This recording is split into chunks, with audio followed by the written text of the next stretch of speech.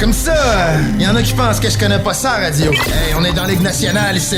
S'il y a une game que vous pouvez pas vous permettre de perdre, c'est celle d'asseoir. Vous êtes aussi bien d'être prêtes. Parce qu'eux autres, l'autre bord, sont prêtes. Ils ont plus de petites antennes dans leur équipe, eux autres. La radio de Lévis. 96.9. Funky FM. Codef 3.0. On a été choisis ensemble. When I'm gone, you gotta miss me when I'm gone. Codef 3.0. Codef 3.0.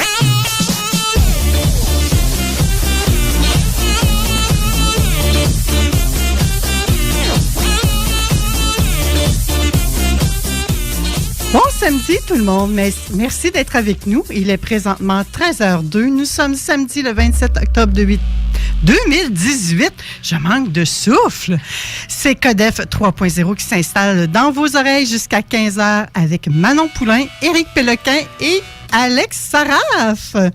On a bien des choses à vous partager aujourd'hui, donc restez à l'écoute. Ça va être une superbe émission. Si on y allait avec un petit peu de circulation... Aujourd'hui, ça se passe bien. Sur la route, nous, on a pris la 20. On n'a pas une misère. Eric, on a pris la 20. On est arrivé à la station il y a à peu près, une demi-heure environ. Il y a de moins en moins de travaux sur les routes. Ça nous fait du bien, hein? Oui, parce que là, on commence à trouver ça long, s'en est. Même si c'est 25 minutes d'ici, il reste quand même que quand c'est rendu que ça prend 35 minutes, là, c'est longtemps. C'est longtemps. Et là, je jette un œil en même temps que je vous parle... à ce qui se passe et il n'y a rien de rouge. Le samedi après-midi, c'est fou comme ça circule bien. Oh yes! En ayant votre Codef dans les oreilles. Par contre, avez-vous mis vos bottes d'hiver? Non. Moi, non, pas encore. Mais j'ai mis mes bottes de laine de Merino. T'as mis tes bottes en laine de Merino? Oui. C'est essentiel de garder les pieds au chaud. Moi aussi, je l'ai mal année, mes bottes de laine de Merino. C'est ça, moi aussi. Ça me dérange pas trop. Mais votre voiture, elle, est-ce qu'elle est chaussée pour l'hiver? Non. Vous n'avez pas chaussé vos voitures? Moi, j'ai pas de voiture. Pas de voiture. Pas chausser vos voitures. Ben, tu sais que c'est important, mais on a quand même jusqu'au 15 décembre. C'est ça. Selon les règles. Mais là, il fait assez froid pour avoir des pneus d'hiver parce qu'à partir de zéro en descendant, le caoutchouc commence déjà à avoir de la difficulté. Fait que là, il reste qu'il faut y mettre les pneus d'hiver, là, le caoutchouc va résister mieux. Effectivement, il faut mettre nos pneus d'hiver. Et là, moi, j'ai regardé pour vous, les auditeurs, la météo à Lévis.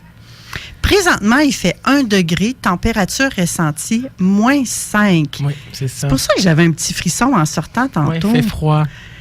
Il fait froid, hein? Ben moi, je trouve qu'il fait froid, oui. Parle-nous-en. Pourquoi tu trouves qu'il fait froid, parce que toi? moi, j'habite à Montréal, au centre-ville de Montréal. Puis à Montréal, il fait toujours plus chaud que Québec et Lévis, parce qu'étant donné que Québec et Lévis sont plus hauts de façon géographique. Donc, à un moment donné, je suis venu ici à Québec, il faisait 12 degrés. Mais quand je suis parti de Montréal, il faisait 23 degrés ensoleillés. Donc, c'est tout un choc.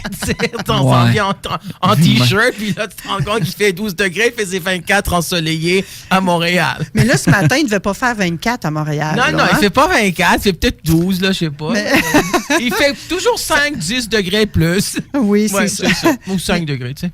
Mais tu as entièrement raison, Alex. Quand je m'en vais vers Montréal, moi aussi, je trouve que ça réchauffe. Oui, ça réchauffe. Vous avez les couleurs d'automne plus rapidement que nous. C'est vrai. On les a après. Donc, le paysage est fantastique. Mais aujourd'hui, c'est quand même 1 degré à Lévis. Et, à ma grande surprise, il y a des avertissements de tempête. Ah oui? Il y a un bulletin météorologique spécial qui circule présentement. C'est incroyable, hein? Wow! Il y a une tempête où? Et ça, c'est grâce à la dépression qui provient du sud-est des États-Unis, qui va apporter un cocktail de précipitations pour la fin de semaine. Alors, on a vraiment un mélange de neige, de grésil et de pluie verglaçante qui devrait affecter le sud, l'ouest et le centre du Québec au cours de la nuit de samedi à dimanche. Oui, c'est ça. Avant de se changer en pluie pour dimanche. Oui. Dimanche, il pleut partout. Montréal, Québec, Lévis. J'ai entendu ça. Il y en a qui vont trouver ça plate en fin de semaine. Hein? Avez-vous ramassé vos feuilles? Wow. Ouais, moi, je veux ramasser les mines, là. Ça urge, là. J'en ai plein, surtout qu'on a plein d'érables. C'est tellement beau quand c'est à terre, les belles feuilles oranges. Mais là, le problème, c'est qu'ils sont partout. Mais là, il va neiger par-dessus. Ben oui. Ben là, va falloir qu'on fasse quelque chose. Il va falloir mettre une toile sur notre terrain, là. Ça se peut-tu, ça, faire ça? Je Moi, sais je pas. rêverais que quand les feuilles tombent, j'aimerais mieux qu'elles s'envolent. Ouais, je comprends. Tu sais, qu'elles tombent ailleurs. Ouais. Parce que c'est ça, quand on habite dans un environnement boisé, Ouais. ben, les premières années que j'ai eu ma maison, là, tu sais, Alex, je me suis amusée à aller ramasser les feuilles, presque Ah ouais? une par une.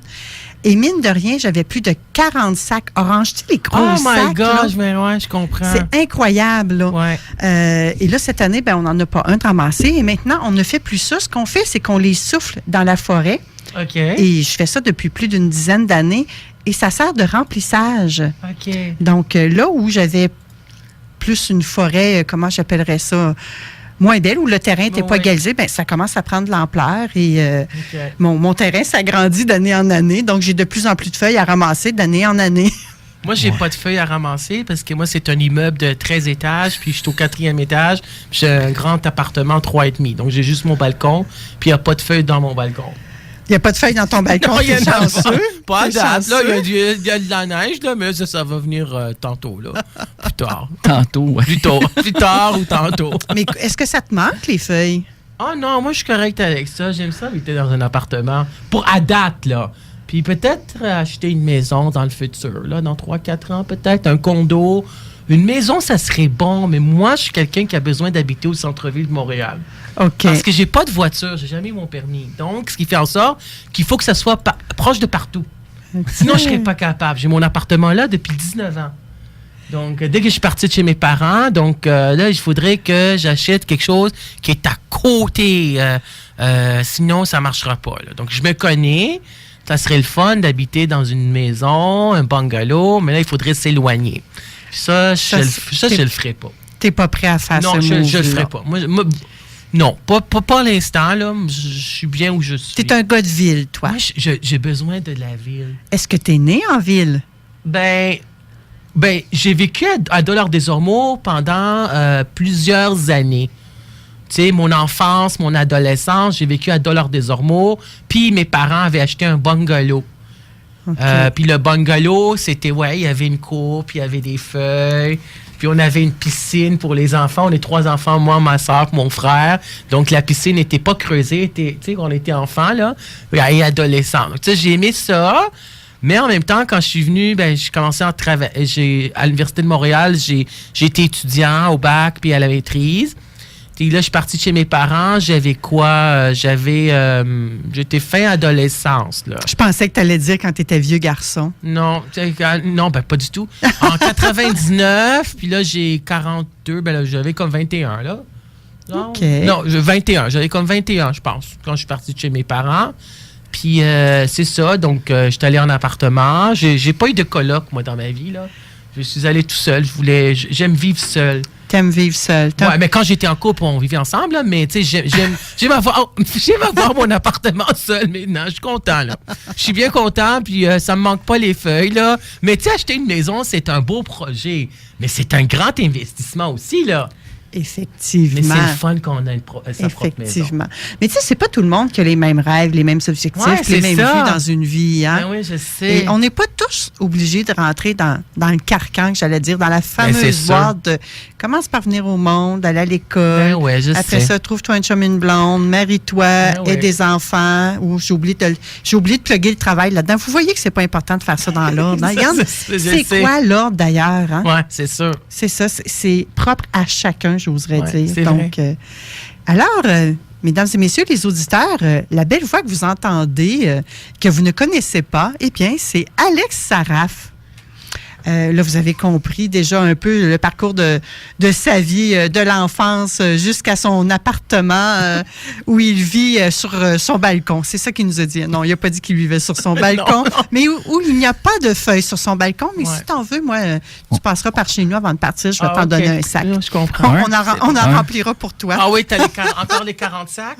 Oh oui, On va l'acheter en passant Ah, ok. parce que j'en fais plus de sac. Mais juste pour toi, Alex, je suis prête à me sacrifier. OK, je comprends. T'as-tu tu déplaces dans tes bagages? En autobus. Le retour se fait en autobus, ça va être difficile.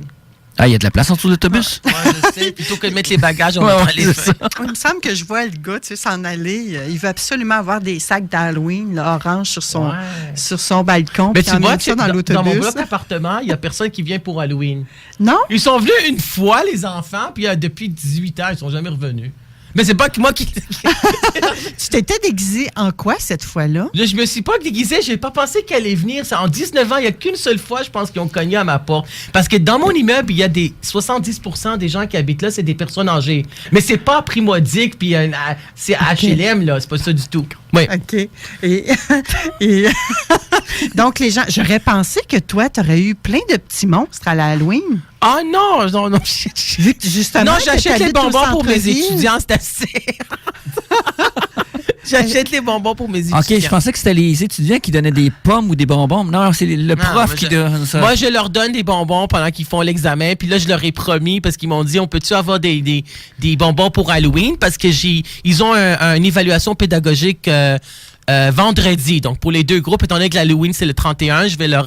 Il y en a une qui dit, vous pouvez acheter les bonbons en rabais. Tu sais, quand j'ai fermé un prix, j'ai genre... Moi, je les achète. Là, je vais leur donner des bonbons pendant qu'ils font les examens. Je vais leur donner des bonbons vendredi. Je fais ma part. Ben, mais c'est une bonne idée. Est-ce oui. qu'ils sont achetés tes bonbons présentement? Ah, j'ai déjà acheté, je leur ai donné au premier cours. Pas au premier cours, au premier examen. Au premier examen, ils ont eu un examen, j'ai donné à mes 5 groupes des bonbons. Je leur donne des bonbons de plus que 10 ans. Là. Puis là, je vais leur donner des bonbons. Vendredi, ils ont un autre test. Là, donc là, je vais donner des bonbons après Halloween. Je vais essayer de les acheter après Halloween. Eh bien, je suis quand même surprise d'apprendre que dans ton bloc appartement, ça passe pas l'Halloween. Non, ça passe pas l'Halloween. Ils vont pas. Mais il y a des familles qui habitent là, mais il y en a pas beaucoup. Donc, il y en a peut-être quelques familles. Donc, c'est beaucoup de personnes âgées. C'est monsieur, madame, tout le monde. C'est pas tout le monde qui ont des enfants. Puis moi aussi, j'étais surpris quand j'étais là. Je pense qu'ils sont venus une seule fois en 19 ans. Ça aurait été... et puis, les 2 premières années, j'ai acheté des bonbons. Mais là, j'ai vu que personne passait. Je n'en achèterai plus. Je n'en ai plus acheté. J'étais prêt, moi, là. J'ai acheté plein de bonbons la première année. Tu sais que j'ai fait à peu près la même chose que toi quand je me suis installée à Saint-Lambert-de-Lauzon. On est sur un chemin privé. Les maisons sont à peu près à 400 pieds l'une de l'autre. Ils sont quand même loin et très espacés. Et moi, j'avais des enfants.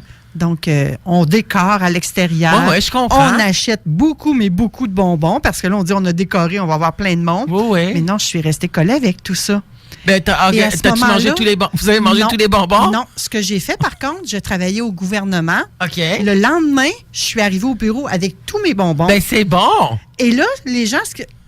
Ils ont un gros jugement. Ils pensaient que j'avais volé les bonbons de mes enfants qui avaient passé la Halloween pour les emmener au bureau. Et que les gens jugent. C'est vrai, franchement. Je dis, ben non, c'est tout ça Ils ont que pensé j'avais que acheté. t'as volé les bonbons de tes enfants puis tu leur as donné des bonbons. Puis là, les gens me disaient, mais voyons donc, Manon, ils ont passé la Halloween toute la journée. T'es jeune ou quoi?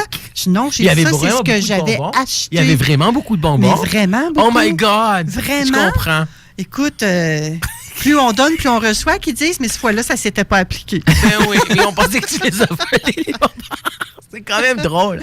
Oui, vraiment. Fait que donc maintenant, j'en achète plus. Ben c'est ça, moi j'en ai plus acheté depuis 16 ans. Les enfants là, sont genre. à la maison, donc il n'y en a plus de bonbons. Mais non, regarde. Et bien souvent, je suis même pas chez moi le soir de l'Halloween maintenant. Ah non, t'es où? T'es dans un party? Alors, oui, souvent un souper entre amis. Ça, c'est bon. On est ailleurs. Non, c'est ça, on est ailleurs. Moi, je fais beaucoup de réseautage. Oui, exceptionnellement, mais d'ailleurs, on a fait quelque chose de bien cette année pour que nos membres puissent aller réseauter, puissent aller passer l'Halloween avec leurs enfants.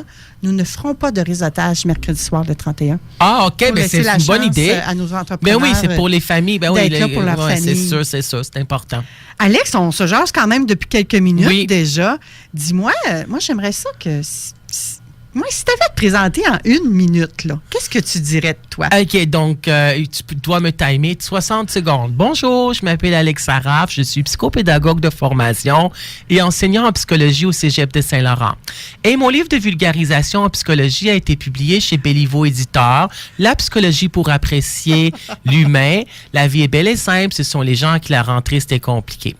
Et je l'ai publié, ce livre-là, parce que j'avais pris des formations pendant plusieurs années. J'enseigne au Cégep de Saint-Laurent depuis plus que 15 ans. C'est ma passion.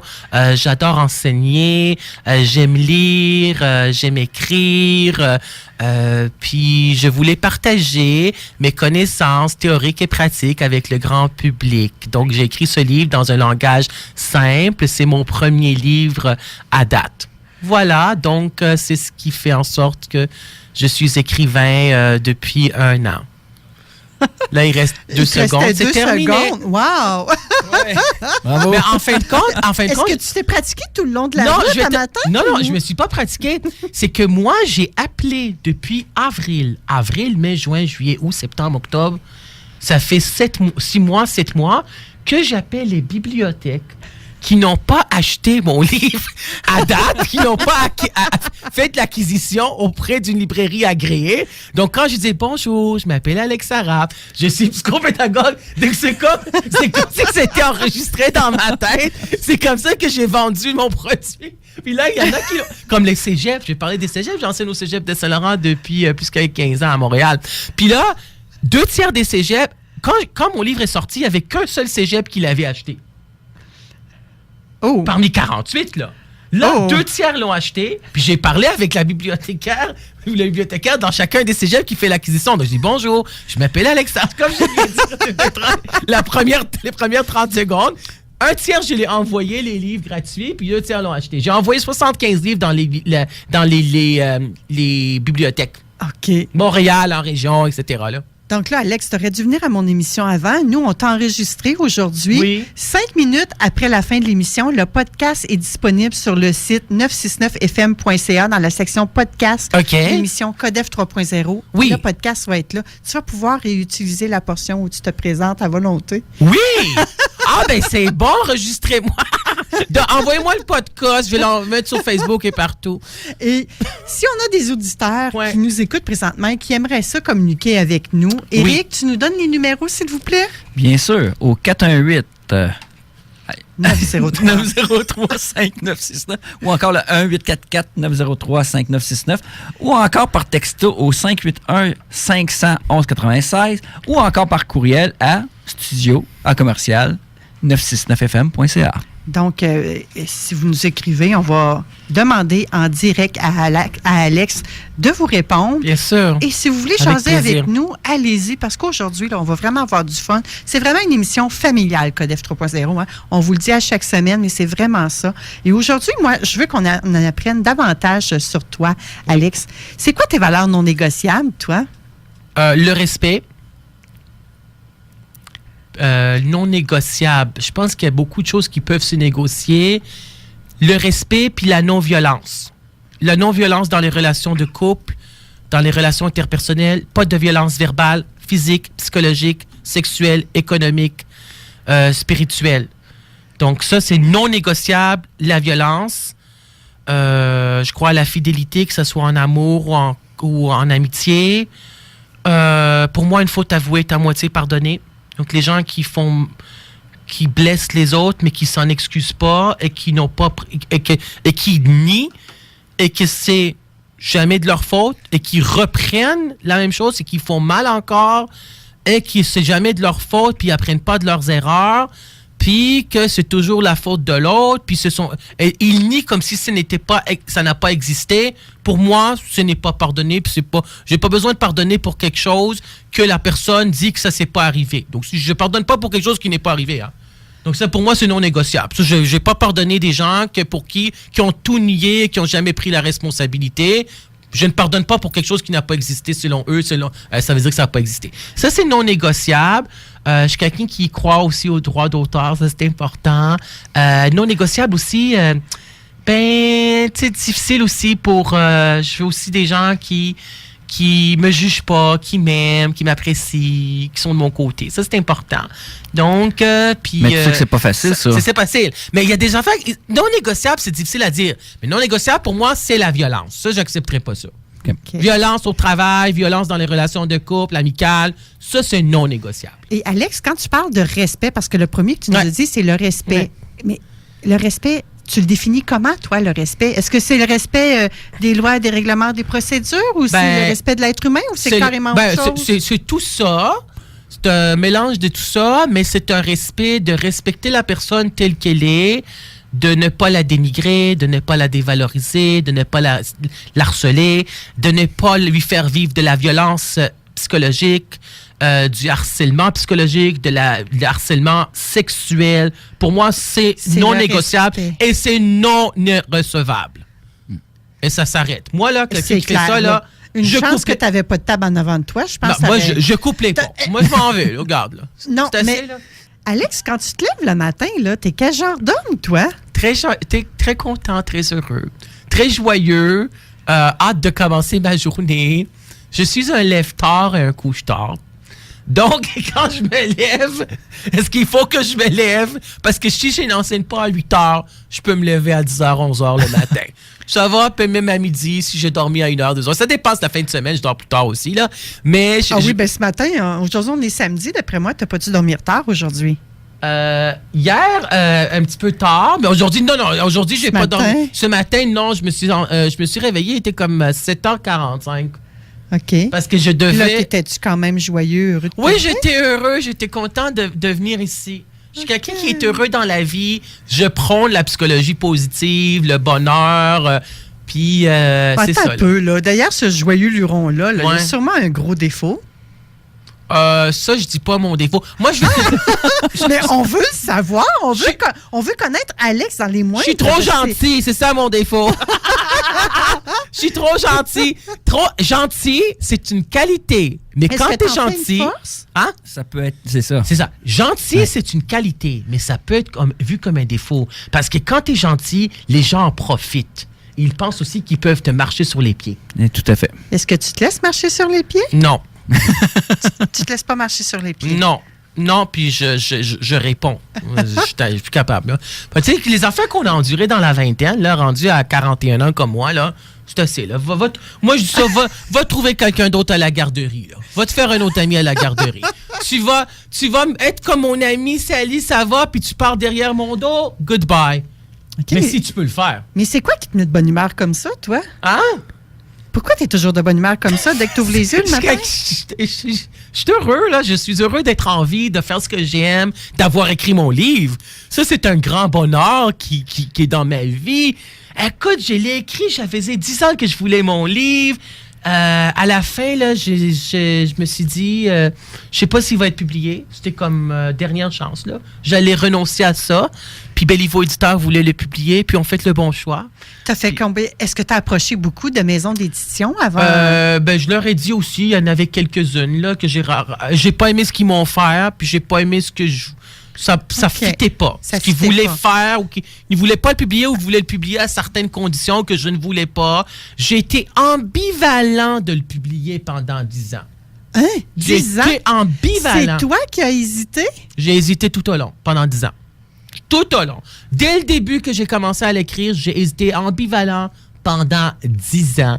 Et c'est ça ce qui était bon aussi, parce que quand une maison d'édition avait dit non, je dis c'est correct, je le publierai pas. Tu sais, c'était réconfortant. Mais après, je suis allé jusqu'à la fin, puis l'ambivalence est sortie. On s'en va à la pause, Alex. Ouais. Tu restes avec nous, oui, bien sûr, parce que là, plaisir. nous, on veut en connaître sur ton ambivalence. Oui, là, on veut en savoir plus. Oui, je comprends. Restez avec nous, mesdames et messieurs. Nous sommes de retour dans quelques minutes seulement. Parfait. Alors, juste avant la pause, tu nous parlais, Alex, de ton ambivalence. Oui. Ça se peut, ça, être ambivalent quand on a un rêve d'écrire un livre et de le publier? Oui. Comment ça? Mais moi, je l'avais, puis moi, je sais que j'en ai parlé à plusieurs auteurs. Puis je me rappelle même Marie-Cécile Labrèche en conférence avant que son livre soit... C'est une personnalité publique, c'est une écrivaine, c'est une co-scénariste du film Borderline. Avant que son livre, le livre Borderline soit publié, Marie-Cécile Labrèche avait dit « Je veux pas qu'il soit publié, je veux pas qu'il soit publié demain, mais il est trop tard. » Ensuite, elle était contente qu'il ait été publié, c'était un grand succès. Puis j'en ai parlé avec un autre auteur qui m'avait dit « t'es pas sûr, tu sais. » Parce que quand... C'est une montagne russe d'émotions, hein? C'est parce que c'est ça, c'est parce que moi, j'avais cette ambivalence-là, parce que on a cette ambivalence-là parce qu'on a la crainte aussi, est-ce que les gens vont aimer le livre? Qu'est-ce que les gens vont dire? C'est pas tout le monde qui va aimer le livre, c'est pas tout le monde qui va aimer parce qu'on s'expose quand on publie un livre, hein? On se dévoile, mais c'est tellement libérateur d'avoir écrit un livre, tu sais. Donc, c'est ça. Donc, ambivalent, je n'étais pas sûre. Je me suis dit, là, je suis en train de partager les affaires que je connais, mes opinions. C'est pas tout le monde qui va aimer ce que j'ai écrit, mais là, j'ai eu que des bons commentaires. Pour mon livre, j'ai pas entendu quelqu'un qui a dit « j'ai pas aimé ton livre, je l'ai pas lu quelque part ». Là. Donc, c'était que du bon commentaire, que du positif. Puis j'adore ça parce que je suis d'approche psychologie positive. Donc, c'est ça. Éric a une question pour toi. Non, moi, je l'ai lu. Oui. J'ai adoré. Bon, Oui. okay, j'ai un background, c'est ça qu'on parlait pendant la pause, mais j'ai un background en psychologie. J'ai fait mes cours de psycho au cégep. Génial. Puis à l'université, j'ai aussi fait plusieurs cours de psycho. Et ça fait un maudit bon rappel. J'ai adoré ça pour ça. Ça l'a rappelé et ça l'a mis à jour certaines informations parce qu'il reste quand même qu'on avait appris Freud. Tu sais. Ouais. Mais il reste qu'aujourd'hui, on a avancé dans la technologie, excusez le terme, mais dans la science de l'humain, on a beaucoup... Ça a changé en 20 ans. C'est sûr. Moi, ça m'a fait un très bon rafraîchissement. Ah, ben, je comprends. Puis j'ai une question pour toi. Oui, vas-y. C'est la fameuse question qui tue. Vas-y. On est toutes névrosées. C'est toi qui l'as dit. C'est toi qui l'as écrit dans ton livre, je l'ai lu. Oui, ben c'est ça ce que j'ai dit, c'est qu'on serait tous névrosés. Ça veut dire que la névrose, c'est à peu près 93%. Là, il y a des gens qui ont la structure de personnalité psychotique, c'est environ 5%. Borderline, c'est 3 à 6. Donc, à peu près 90% de la population, 89, 92, ça dépend. Là, donc, une personne normale est névrosée. Ouais, névrosée. Qu'est-ce que ça veut dire être névrosé? Freud en a parlé de la névrose. La névrose, c'est, en fin de compte, la norme. Ça veut dire que on vit du stress. Tu sais, avant de venir à une entrevue de radio, par exemple, l'anxiété. Entrevue pour l'embauche d'emploi. On a nos peines d'amour. On file pas aujourd'hui. On a nos émotions. On est fatigué. Sous-paulé. Il y en a qui sont sous-paulés. Tu sais. On vit des relations interpersonnelles qui sont difficiles. Le stress au travail. On n'est pas accepté par tout le monde. Mais parce qu'on vit ça, on est névrosé? Ben, on le vit parce que... Non, c'est pas parce qu'on le vit. C'est parce que les gens qui sont névrosés, soit qui ont des problèmes de santé mentale, soit qui ont de la difficulté à gérer ça. C'est ça la névrose. Ou soit qu'ils n'ont aucun problème de santé mentale, puis ils sont névrosés pareil, parce qu'ils vivent ces petits défis de la vie quotidienne, ce qui est normal. La folle course du temps. Tu sais ce que je veux dire?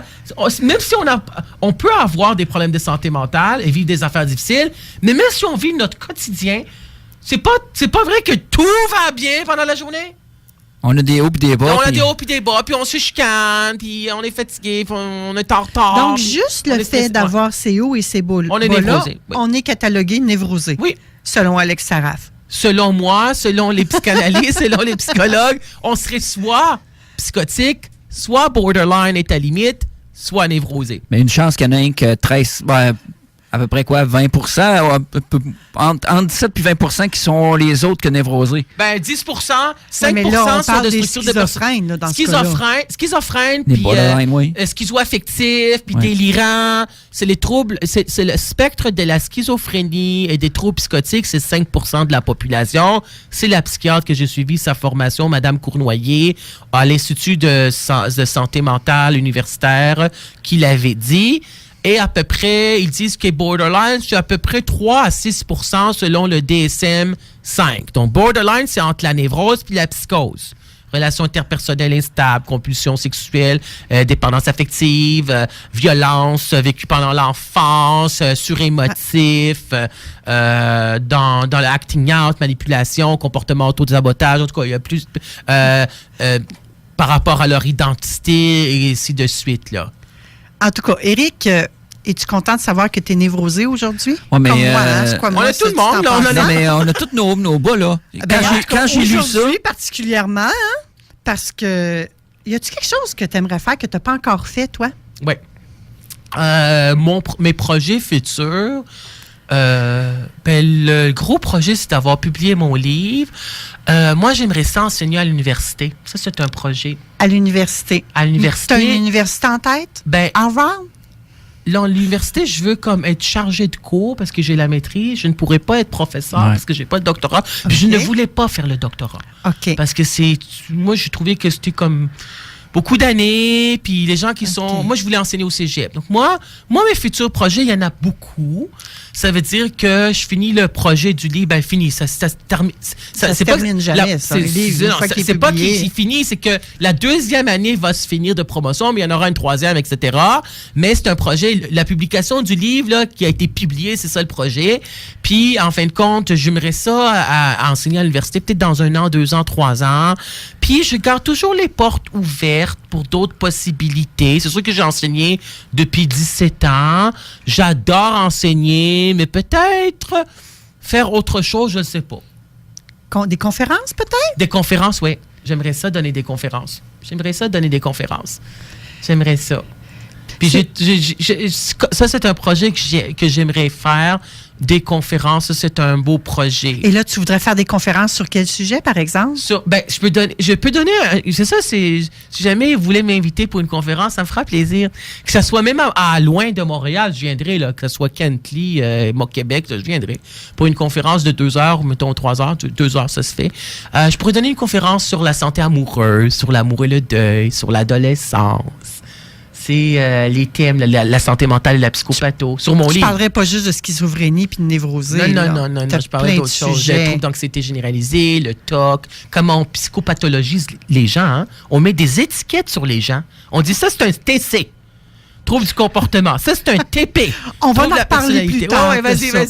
Là, ce que je voulais qu'on s'en aille, qu'on est névrosé, nous autres aussi, parce qu'aujourd'hui, on a des hauts et des bas. Ouais. On voulait savoir ce que toi, tu n'avais pas fait, que tu avais le goût de faire. Tu nous en as parlé. Aujourd'hui, Éric et moi, on s'en va faire quelque chose qu'on n'a jamais fait. Oui, c'est ça. On s'en va marcher sur le feu. Oui, c'est génial. Mais ça commence avec une conférence. Génial. De Jean-Pierre Baudouin, qui est Maîtriser vos émotions et vos peurs.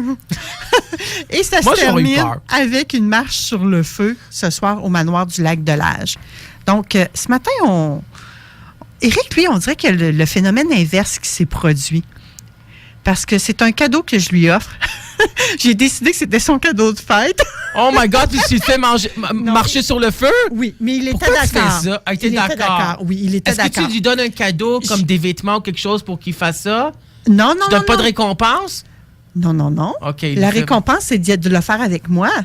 Oui. On va relever le défi en couple. Certain, je savais. Vous étiez en couple. J'avais testé le terrain avant pour voir si c'est quelque chose qu'il aimerait. Oui.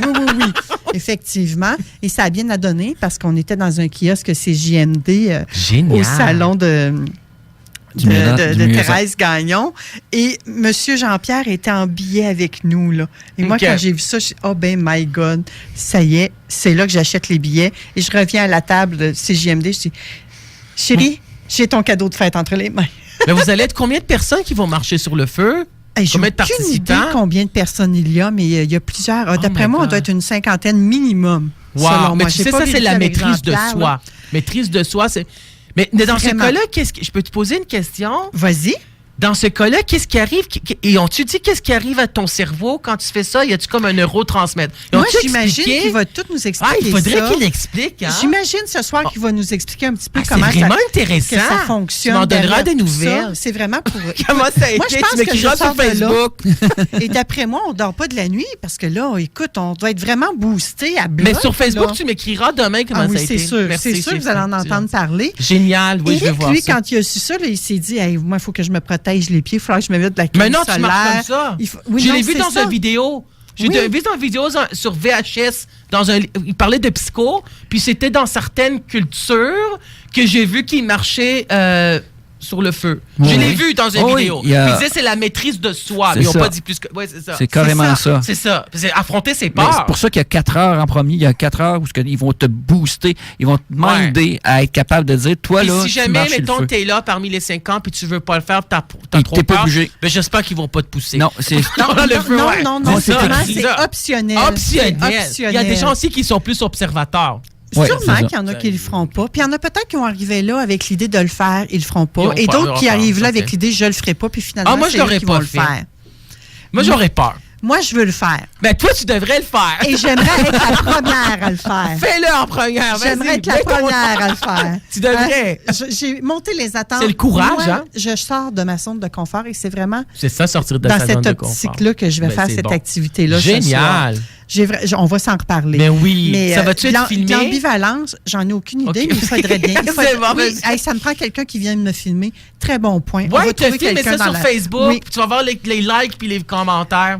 Oui, ça serait pas pire. Hein? Ben oui. Mais vraiment, quand tu parles d'ambivalence, Oui. là, moi, c'est un peu comme ça que je me sens aujourd'hui. Hey, Ben, je c'est vais être la normal. première. Hey, non, je serai pas la première. Oui, je vais être la première. Non, je vais-tu le faire, je le ferai-tu pas? Mais non, mais Bonne je vais le faire, chance. il n'y en a pas de doute. Oh, je suis content pour Donc, vous je deux. comprends pour ton livre que tu as Ben eu oui. ces pères-là. Et tu sais, on a, comment s'appelle l'auteur des bouillons de poulet déjà? Je me souviens plus. Je me Son nom souviens m'échappe. pas. Mais écoute, lui, il y a plusieurs séries de livres. Hein? Ouais, mais je sais que Béliveau, éditeur, a repris Bouillon de poulet, puis ils ont repris ces livres-là, puis ils ont plusieurs bouillons de poulet. Mais ça existe depuis plus que 20 ans. Ben, mais hein? Mais je me rappelle pas le nom de l'auteur, t'as raison. Et Jack Canfield. Ah oui, c'est lui. Et Jack le nom Canfield dit quelque chose, disait oui. que lui avait approché, mais vraiment plusieurs éditeurs Ouais. avant d'avoir un oui. Et il Ouais. y en a même qui lui avaient peut-être chanté des bêtises. Là, dit, hey, regarde, retourne-toi chez vous, personne ne veut ça, un livre comme ça. Il trouve toujours une raison pour dire non. Et je pensais que c'était ces choses-là qui t'avaient rendu ambivalent. Non! Moi, j'étais ambivalent même avant de l'envoyer à la première maison d'édition. C'est ce que j'ai compris. J'étais ambivalent. Je l'ai écrit en C'était étant un peu ambivalent. c'était le syndrome de l'imposteur, peut-être. Non, aussi. c'était pas ça du tout. Non? Parce que je savais que ce que j'écrivais était bon. OK. Je savais ce que j'écrivais était bon, sauf que je savais que ça va être trop difficile de le publier. Parce que veut pas, même si c'est un bon livre de vulgarisation en psychologie, comme Yvon Dallaire-Dick qui a écrit la préface, ça reste un livre de psycho. Oui. Puis c'est pas tout le monde qui s'intéresse à la psycho. J'ai pas écrit un livre sur la dépression ou sur, je sais pas trop, la ménopause. Tu comprends? Si ça aurait vendu à 6 000, cela, là. Oui, mais tu as écrit un livre qui Ouais. est accessible à tous. Ouais, Moi aussi, je sais. j'en ai lu un bout. Oui, mais je vais te le dire, Manon, c'est que quand je l'avais publié, quand j'en ai parlé aux gens, à des amis, à des connaissances, ils me disaient, ben, ça m'intéresse pas trop, la psycho. C'est comme, il y a des... Comme, Mais on c'est en vit à tous les jours de la Ouais, on a vu tous les psychologie. jours. C'est mais la les vie. gens- mais tu sais, c'est aussi le mythe, parce que si tu lis un livre de psycho, parce que c'est associé à la folie, la psychopatho, tu sais, les gens associent la On psycho... a des drôles d'idées. On a hein? des drôles d'idées, hein? J'ai pas de problème, j'ai pas besoin de lire des psychos. Ouais, mais Tu comprends? Tu sais, il a entendu ça. souvent, tu veux pas comprendre la base. Parce Ouais. qu'en tant que tel, c'est de comprendre qu'est-ce que ça peut être. Et là, à partir de ce moment-là, mais là, tu vas commencer. Pour certains, ils vont chercher, j'ai-tu cette bibite-là? Ouais, c'est ça. Puis Puis je pense c'est que ça. c'est un livre de... Mon livre, c'est pas un livre de croissance personnelle, là. Non. C'est un livre de Non. vulgarisation en psychologie. Oui, vraiment. Mais tu sais, les gens pensaient que c'est un livre de croissance personnelle. Comme, tu comprends-tu ce que je veux dire? Mais c'est pas oui, ça du ben tout, oui, là. parce que je l'ai lu, ton Ben livre. oui, moi aussi. c'est pas... Il y a de la psychopop, mais c'est une minorité de choses que j'ai dit qui sont psychopop, là. Peut-être qu'il y a de la psychopop à 3%, là. Ce qui est normal, parce que j'aime aussi un petit peu la psychopop. Ouais. À 3%, là. Mais c'est pas 10% non plus, là. Tu comprends ce que je veux dire? Donc C'est là, ça. toi, tu es auteur, Alex. Oui. Tu es également professeur. Ouais. Ma Oui. prochaine question, Oui. tu peux m'y répondre Ouais. en premier du côté auteur. Oui. Qu'est-ce que ça t'apporte? Quels sont les bénéfices que ça t'apporte d'être un auteur? Je voulais, en y pensant bien, tu sais, parce que je me suis posé la question, parce que les gens m'ont dit, pourquoi tu veux écrire un livre? Pourquoi tu veux publier? Je comprends pas. Qu'est-ce qui t'amène ça? Pourquoi tu as besoin de partager ça avec le grand public? Les gens jugent aussi, puis les gens ne comprenaient pas. Mais moi, j'ai compris aussi que je ne voulais pas seulement enseigner à temps plein au cégep, que je voulais avoir un autre titre, je voulais une autre sphère, je voulais faire quelque chose d'autre. Et je ne voulais pas seulement enseigner à temps plein dans ce cégep-là, ou dans un autre cégep, tu comprends-tu? Je voulais pas enseigner à temps plein dans un cégep-là. Je voulais faire autre chose, je voulais un projet qui m'appartient, je voulais être auteur, c'était mon rêve depuis 2007, là. Mars, avril 2007, là, ça faisait 10 ans que je voulais ce rêve-là. Je voulais l'écrire. C'était libérateur d'avoir écrit un livre. Il y a du moi là-dedans aussi remanié, qui est là, des choses que j'ai entendues, que j'ai vécues, que je voulais que mes messages passent. Que la vie est belle et simple et que ce sont les gens que la rentrée, c'était compliqué. Moi, je suis entièrement d'accord avec toi, tu sais. Parfait. Et le métier de professeur, Oui. ça t'apporte quoi, ça, comme bénéfice? que je suis capable de transmettre mes connaissances à mes étudiants, que j'enseigne avec passion, que je connais de la matière et que je suis capable de leur enseigner et qu'ils apprennent avec cœur et par cœur et que je leur partage le fruit intellectuel et ma passion, la psychologie. Parce que c'est comme, tu sais, on a appris des choses en théorie, mais en pratique, c'est comment, les vignettes cliniques, etc. Donc, c'est de partager ça, puis mes valeurs aussi, mais le respect, l'authenticité, l'écoute, ça, c'est important aussi que mes messages passent. Est-ce qu'ils passent tes messages auprès de tes... Ils devraient. Toi, c'est au cégep, donc... C'est au cégep, c'est... Ils ont quel âge, les gens au cégep? C'est des étudiants. Intro à la psycho, ils ont 17 ans. Psycho du développement, ils ont comme 17, 18 aussi. Puis il y en a qui ont 18 en intro aussi. Ils ont en gros 17 à 21 ans. 17 à 21 ans. Donc, ce sont des adolescents. Puis j'espère que mes messages passent. Bien, on a fait des petites recherches à ton sujet. Oh non! Et on a trouvé que selon Rate My Teacher... Oui! Oh my God, non! Vas-y, je t'écoute. Tu as une note globale de 4,38 étoiles sur 5. 4,38 étoiles sur 5. Oui. C'est bon. Alors que la moyenne des profs sont en deçà de cette moyenne-là. Génial! Vraiment, tu sembles être un professeur apprécié de tes étudiants. Oui. Éric, est-ce que tu as les autres ratios, les autres étoiles, les autres scores qu'il avait? Qu'est-ce que les gens disaient? Non, par cœur, non. Là où je me rappelle que tu avais la plus basse note, c'était concernant les examens. Qu'est-ce qu'il disait? Tu avais un 3. Que c'était trop facile. Qu'est-ce que tu leur fais aux gens? Moi, je dirais plutôt, nous, on avait compris que c'était l'inverse. Non. Il faut que tu comprennes. Les examens étaient trop faciles. Puis là, il fallait que j'augmente le niveau de difficulté.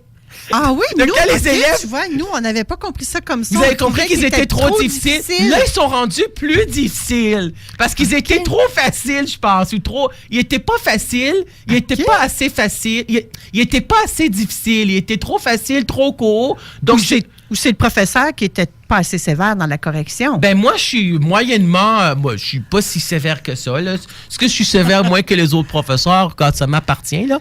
Mais je sais pas si je suis... Je sais que, mais il y a quand même un niveau d'équité. Ça, il faut le savoir. Ça, il faut qu'il y ait un niveau d'équité. Donc, moi, mes examens, cette session, mes étudiants l'ont trouvé plus difficile.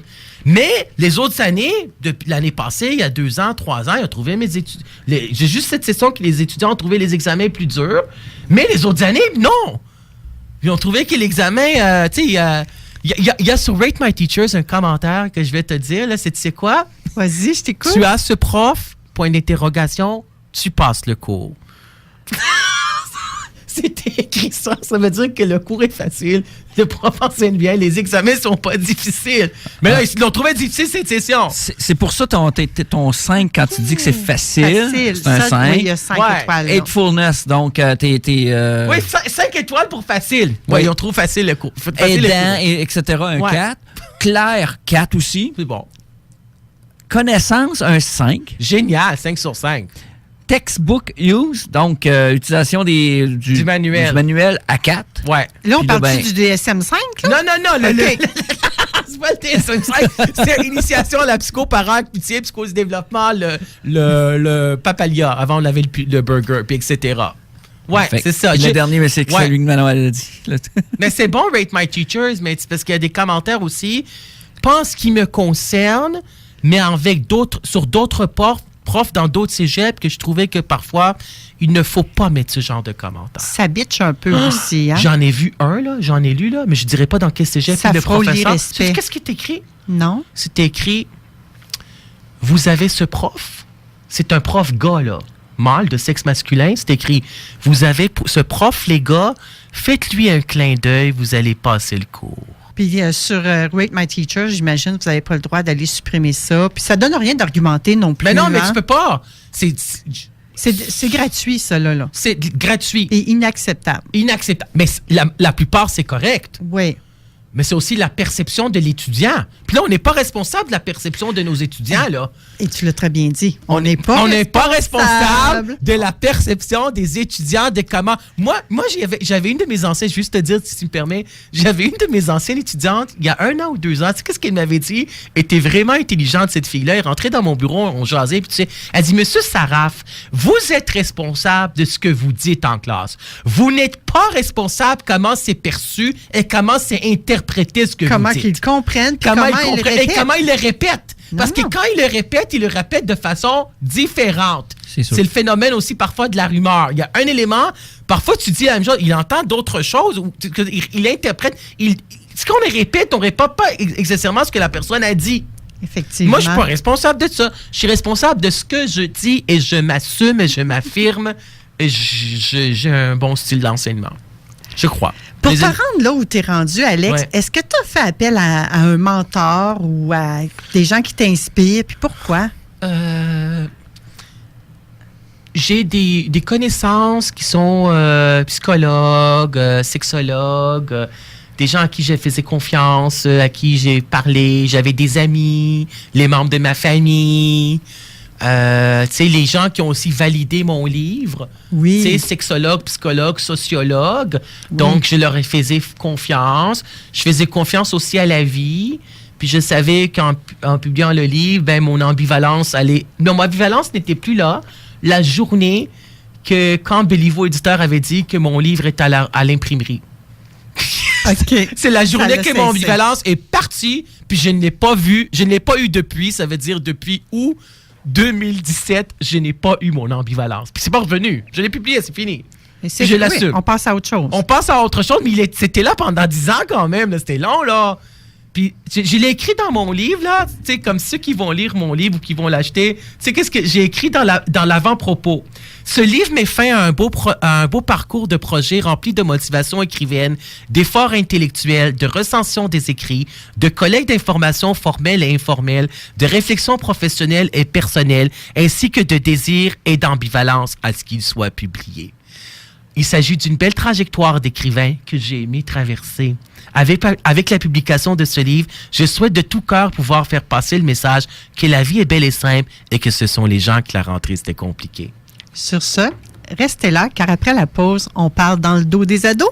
On a toujours envie de danser quand on entend cette intro. Ouais, je sais. Danses-tu, toi, Alex? Ouais, je danse, mais je danse Au moins. 2,81?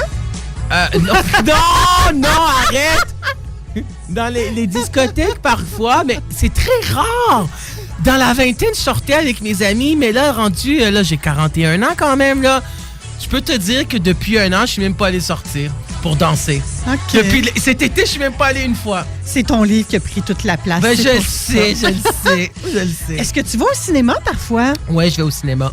As-tu été au cinéma dernièrement? Non, la dernière fois que j'ai été au cinéma, c'est en février 2017. Je suis allé voir 50 nuances de Grey 3. Non! Ouais, j'ai vu le premier, le 1, le 50 nuances de Grey 1, 2, 3.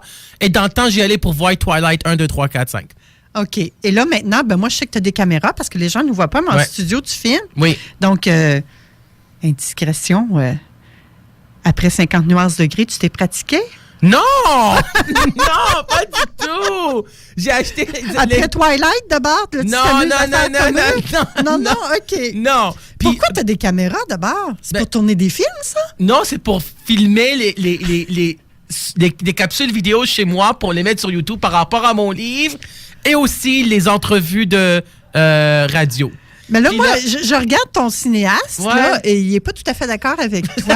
J'aurais dû lui donner un micro, hein? Non. Oh my God, je crois qu'on aurait appris des choses. Ben non, pas du tout. Bref, savais-tu qu'à Lévis, on a 2 cinémas à Lévis? Ouais, c'est bon. On a 2 cinémas. On en a un dans le quartier Saint-Nicolas et on en a un pas très loin ici de la station. Ah, génial! Et c'est pas cher, pas en tout venir au cinéma chez nous. C'est combien? 12 ans et moins, 7 $. C'est pas cher? Non, c'est pas cher, certain. 65 ans et plus, mais t'es pas dans cette tranche d'âge. Non, pas je le sais, là. J'espère. 8 $. Ah, c'est pas cher! Toi, t'es dans le 13 à 64 ans? Oui. T'as hésité? Oui, j'ai 41 ans, oui. 10 piastres. C'est pas cher, hein? C'est rien.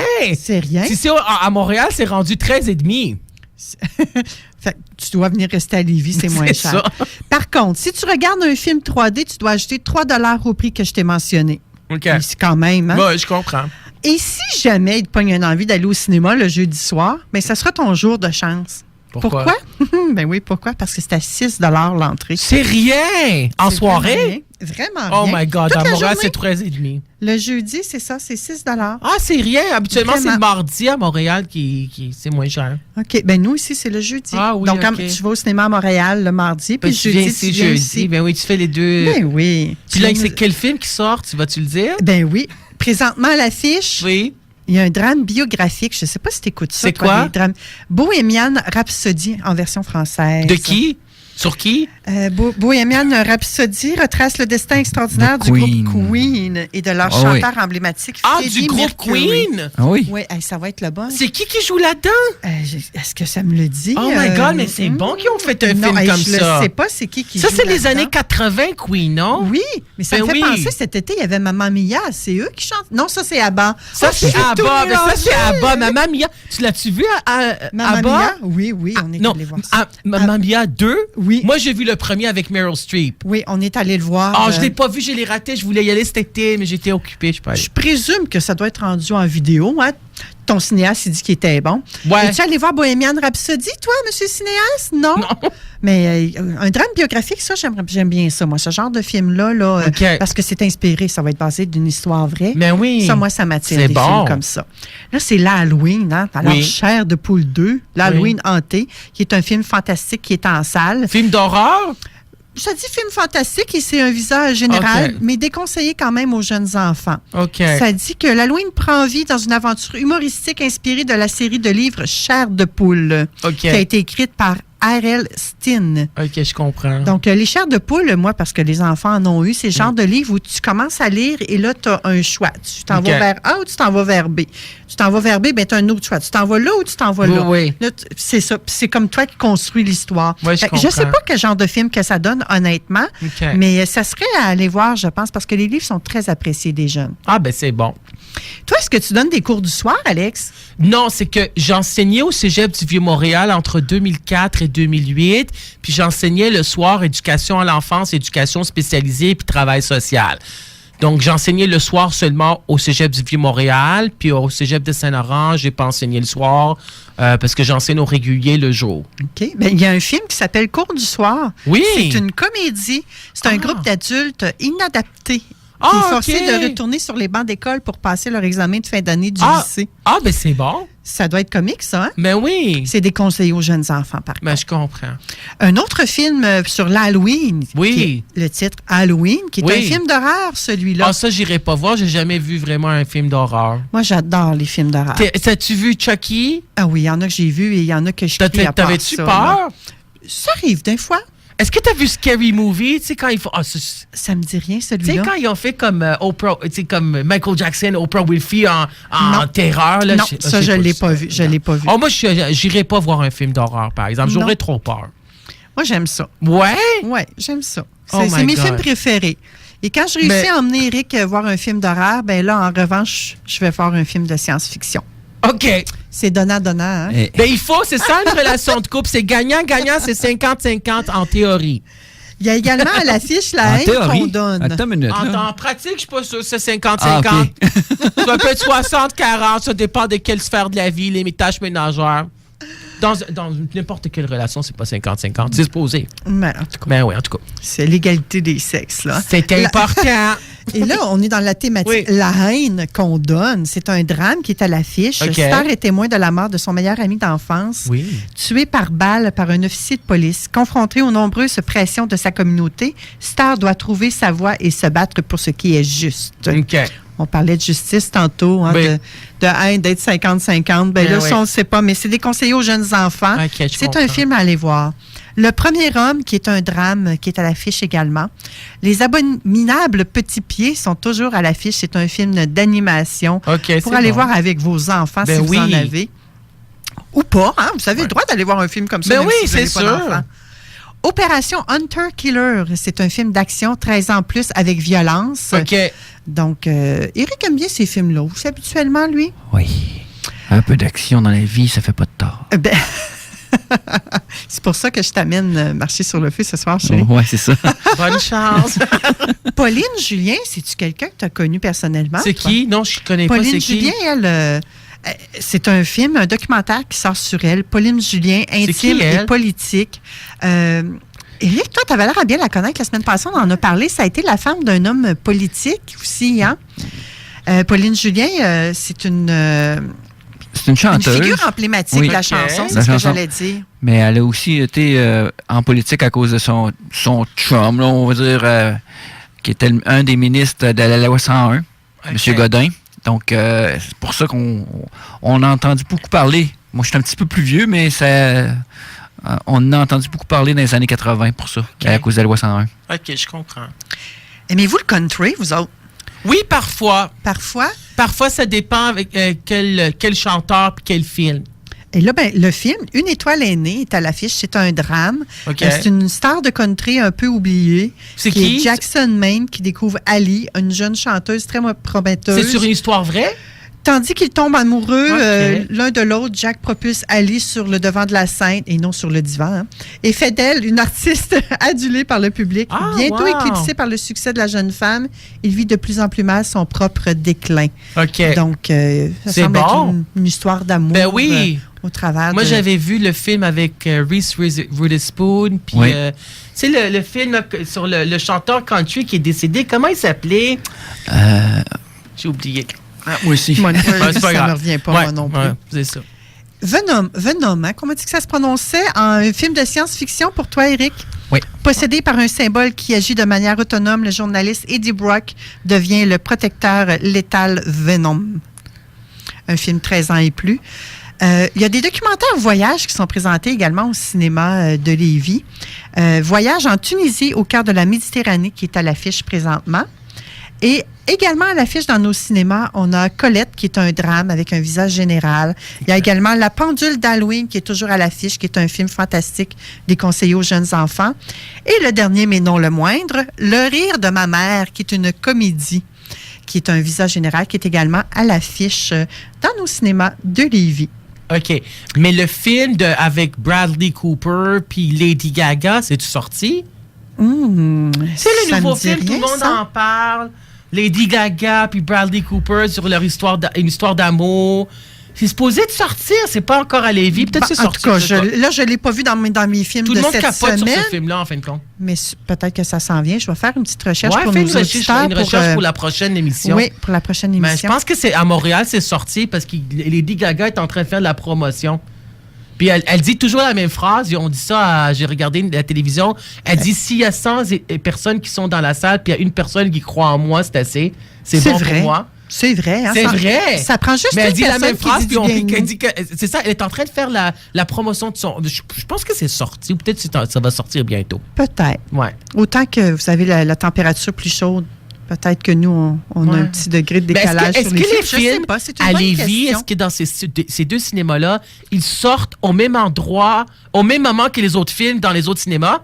Ben, normalement, oui. Ça devrait. Oui, non, ça Ah, devrait. c'est bon. Ça devrait. Ben oui, c'est correct. Ouais. C'est bon. Hey, avez-vous tous été adolescents, vous autres, dans votre vie? Ben c'est sûr. Hein? Oui. Quelle sorte d'adolescent t'étais, toi, Éric? Un ange. Un an.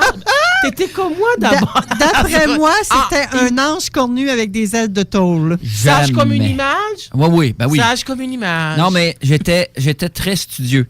J'étais un lecteur, j'ai lu beaucoup de livres pendant cette période-là. Wow, c'est bon. J'étais aussi à l'extérieur de la maison parce que j'ai parti tôt de la maison, donc beaucoup plus responsabilisé tout de suite. Donc là, j'étais plus tranquille. Oui, j'ai fait de mes folies, je dis pas que j'ai pas fait de folies. Tu sais, j'ai pris quand même quelques brosses, là. Mais ça, Ouais, mais dans ce temps-là, le pot n'était pas légal, hein, tu le sais. non, mais je parle de boisson. Ouais. Mais c'est ça, là. Mais en tant que tel, j'ai pas eu comme certains ados ont les grosses difficultés pendant leur période, là. Bon, Tu sais, ben, on va en parler de gros tout ça, questionnements. justement. Tu es en train de mettre la table, Éric, puis bien comme il faut, puis j'aime ça. Mais à quel âge qu'on est adolescent? Parce qu'on discutait de ça. Là. Toi aussi, tu étais adolescent, Alex? Ouais, moi, j'ai été comme Eric, c'est-à-dire j'ai été studieux. Puis non, j'ai pas consommé d'alcool, pas de drogue. T'étais un ado À plat. part la caféine, peut-être. Ça va-tu? J'ai jamais fumé une cigarette de ma vie, jamais pris de la marijuana, ni des autres drogues de toute Est-ce ma que vie. t'étais un ado Jusqu'à isolé? aujourd'hui, j'ai jamais rien pris comme drogue à part la caféine dans le Jusqu'à café. aujourd'hui. Ben attends ouais, un mais peu. là, Ben, jusqu'à aujourd'hui, T'as profité de ta visite à Lévis pour passer à la j'ai SQDC? pas l'intention de prendre de la drogue, puis de même fumer du pot, puis de la marijuana. J'ai jamais pris de drogue dans ma vie, à part qu'ils disent que la caféine, c'est une drogue, c'était dans le café, puis je bois du café. Bon, OK. Donc, j'ai été comme un toit, comme un ange, mais moi, j'ai été très studieux, puis j'ai été très introverti. J'ai été introverti, solitaire. J'avais pas beaucoup d'amis, j'avais quelques amis, Mais une meilleure amie, je te l'école comprends. passée en premier. C'est ça. Bon, La- Je on suis a d'accord des avec toi parcours pas mal là-dessus, oui. similaires tous les Je trois. lisais là. Garfield. tu sais. Ah, moi, c'était Agatha Christie. J'ai tout lu les Agatha Christie. Moi, j'ai lisé pendant que- Garfield. Ah, OK. Ouais. Non, moi, c'était les histoires vraies encore. C'est même vrai? à cet âge-là. Ah oui. Non, moi... Et Donc- là, un adolescent, là, Ouais. est-ce que c'est de 13 à 19 ans? Donc, OK. 13, 14, OK, c'est c'est ça. tout ce qui finit par teen Teen. ou autre chose? Ben, c'est ça. Parce que Il tout y à en a l'heure, qui toi, disent t'as ça. parlé 21 Ouais. ans, là. Premièrement, Et nous, là. Moi, je suis tout ouais. mêlé, là. il y en a qui vont dire de nos jours, c'est 15 à 25 ans l'adolescence. Parce que le cerveau se développe jusqu'à l'âge de 25 ans. Puis les lobes frontaux, il y a la conscience, l'impulsivité, la pensée, l'apprentissage. C'est le lobe frontal dans le front. C'est à la fin, vers la fin que ça se développe. À la fin de l'adolescence, ça veut dire vers l'âge de 25 ans. Il y en a qui vont... En théorie, c'est 13 à 18 ans. Puis oui, j'ai écrit dans mon livre 13, 14, 15, 16, 17, 18, 19. T'sais? Mais il y en a qui, maintenant, j'ai lu un article sur Facebook qui disait que l'adolescence commencerait à l'âge de 10 ans. Et là, c'est ça, on est tout mélangé. Mais attends, mais, ce qu'on lit sur 10 ans. Facebook, c'est pas toujours vrai, là. Ben là, je suis pas sûr à 10 ans. Là, À 10 ans, t'es un pré-ado? Ben, 11 ans pré-ado. Mais là, ils disent que l'adolescence commencerait à 10 ans. En train de voir Pourquoi? de- Parce que nos jeunes sont plus précoces que nous, on l'était. C'est ça ce qu'ils pensent. C'est ça ce qu'ils pensent. Mais c'est quand même temps, c'est pas correct. Moi, je suis pas d'avis que l'adolescence commence à 10 ans. Tu sais, quand t'entends que le petit garçon a eu sa première relation sexuelle à l'âge de 7 ans ou 6 ans, c'est un mythe en fin de compte. C'est pas vrai ce qui est écrit sur Internet. C'est quoi? C'est qu'il a pris sa main puis il s'est amusé lui-même. Ça a été sa Probablement. première relation sexuelle. Ouais, mais ils font ça à partir de l'âge de 2, même quand Ben, ils à sont l'âge bébés. d'un enfant de 3 ans peut mettre sa main dans sa culotte. Oui, puis, c'est ça. Puis il découvre ça encore, les là. Mais c'est ça. les petites filles se masturbent et ont un orgasme ou un orgasme à l'âge de 6 mois ou 8 mois. Hein? Oui, c'est écrit 6 mois? 6 mois. Ben voyons. C'est écrit dans certains Ils mettent livres. 6 quand même mois, pas 8 leurs mois. mains dans leur couche, là. Ben, elles se masturbent. Oui, je l'ai lu. C'est dans certains livres de psycho. Ouais. Ben voyons Mais donc. habituellement, c'est avec le complexe c'est avec la phase phallique. Phase phallique, 3 à 6 ans, ils commencent à se masturber à l'âge de 3 ans. Mais c'est parce qu'on dit... Moi, mais je suis bouche bée, là. Je parle plus. on dit que la sexualité précoce, c'est moins que 15 ans. Mais en même temps, c'est pas si hyper sexualisé que ça. Tu sais, mais parfois, c'est aussi... ouais. Oh, mais quand tu parles d'hypersexualisation Il y en a, aujourd'hui, oui, il y en a que ça existe, l'hypersexualisation aussi, là, certains. mais c'est aussi beaucoup par l'habillement. Oui! Parce que à quelque part, ok, est-ce que la moyenne, c'est vrai, quoi, c'est encore autour de 16 ans? L'adolescence, 15, c'est 15-16. Le garçon, c'est 16 ans. La Bon. première relation sexuelle complète Mais vaginale. il commence à être hypersexualisé avec l'habillement déjà avant ça, là. Beaucoup plus tôt que ça. Mais là. là, tu sais, de nos jours, là, tu vas être renversé de ta chaise, là, Manon, c'est que il part des tweens. Des tweens, c'est à 8 ans, ils ont, ces petites filles-là, Là, tu parles des jumelles, là. Non, Non. sais-tu les teens, les tweens? Les tweens, je pense que ça s'appelle les tweens. Mais c'est un terme qu'on a donné, je pense que c'est comme ça, je me rappelle pas comment c'est écrit. C'est à l'âge de 8 ans, c'est un rouge à lèvres fruité. C'est en fin de compte des G-strings à l'âge de 8 ans. C'est les bretelles spaghetti. Non! Oui, c'est ça. Va voir. ONF avait fait un documentaire.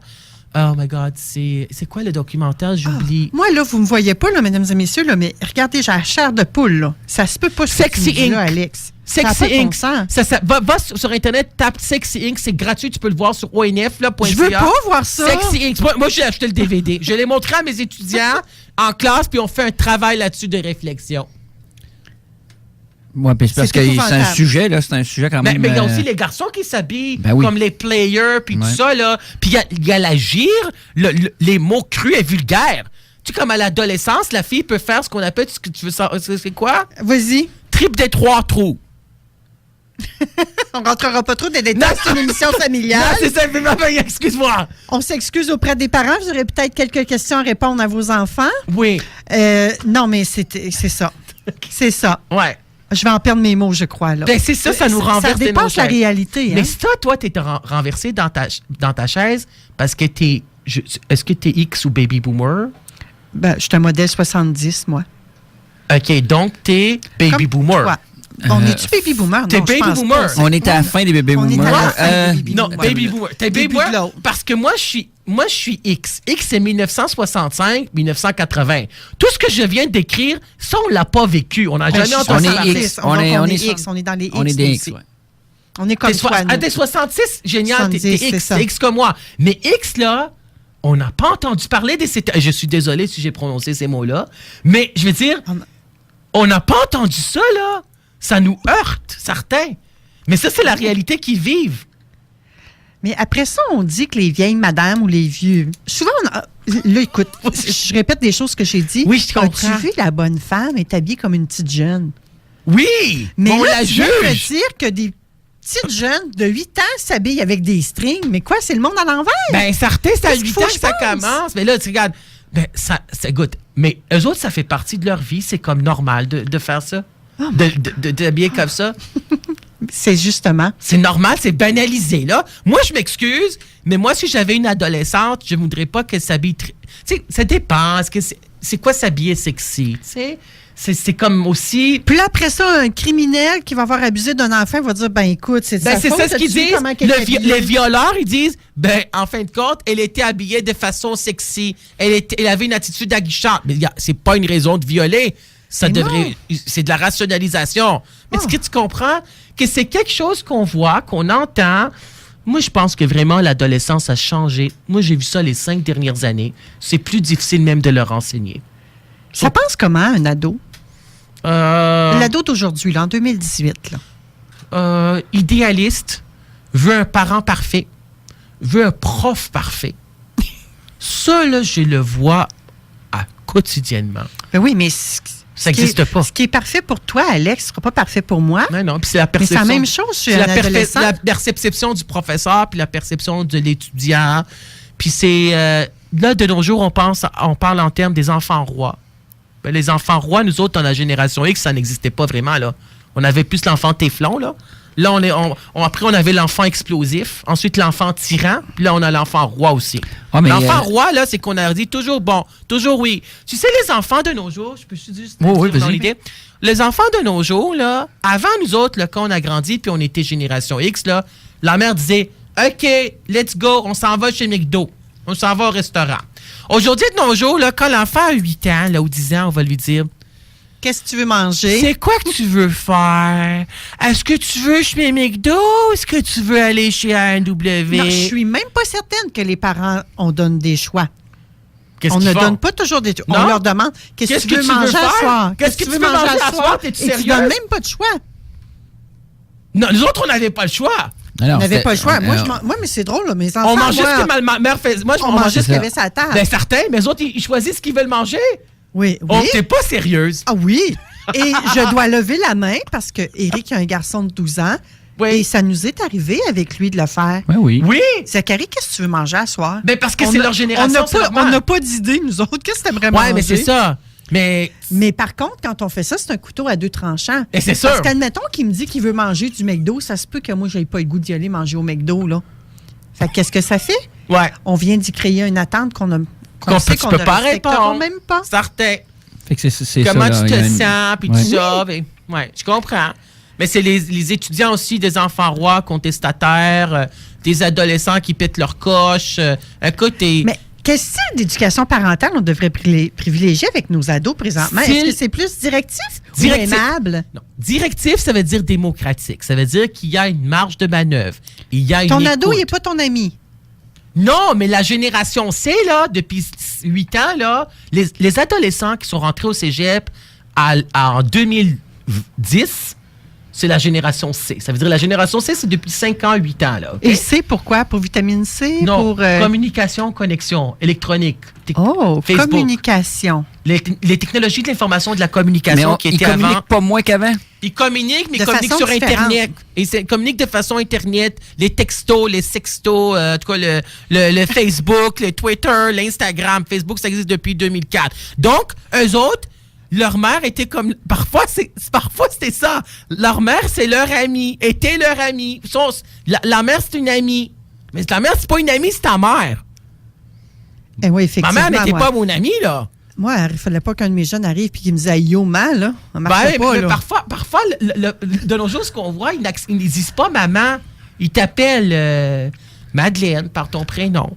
Mais ça, moi, ça me dérangeait pas. Non, ça te dérangeait pas, En autant que toi? ça soit fait respectueusement. C'est-tu vrai? OK, Oui, c'est ça. Ça me dérangeait pas. Ils l'ont pas vraiment fait. Mes enfants m'appellent maman, Non, c'est moi. ça. Mais Oui. ça me dérange pas. Ouais, OK. Comme mes petits-enfants, souvent, ils vont dire « Grand-maman Manon ». OK, c'est bon, Parfois, grand-maman ils Manon. Je vont trouve ça que rajouter. c'est Oui. par respect.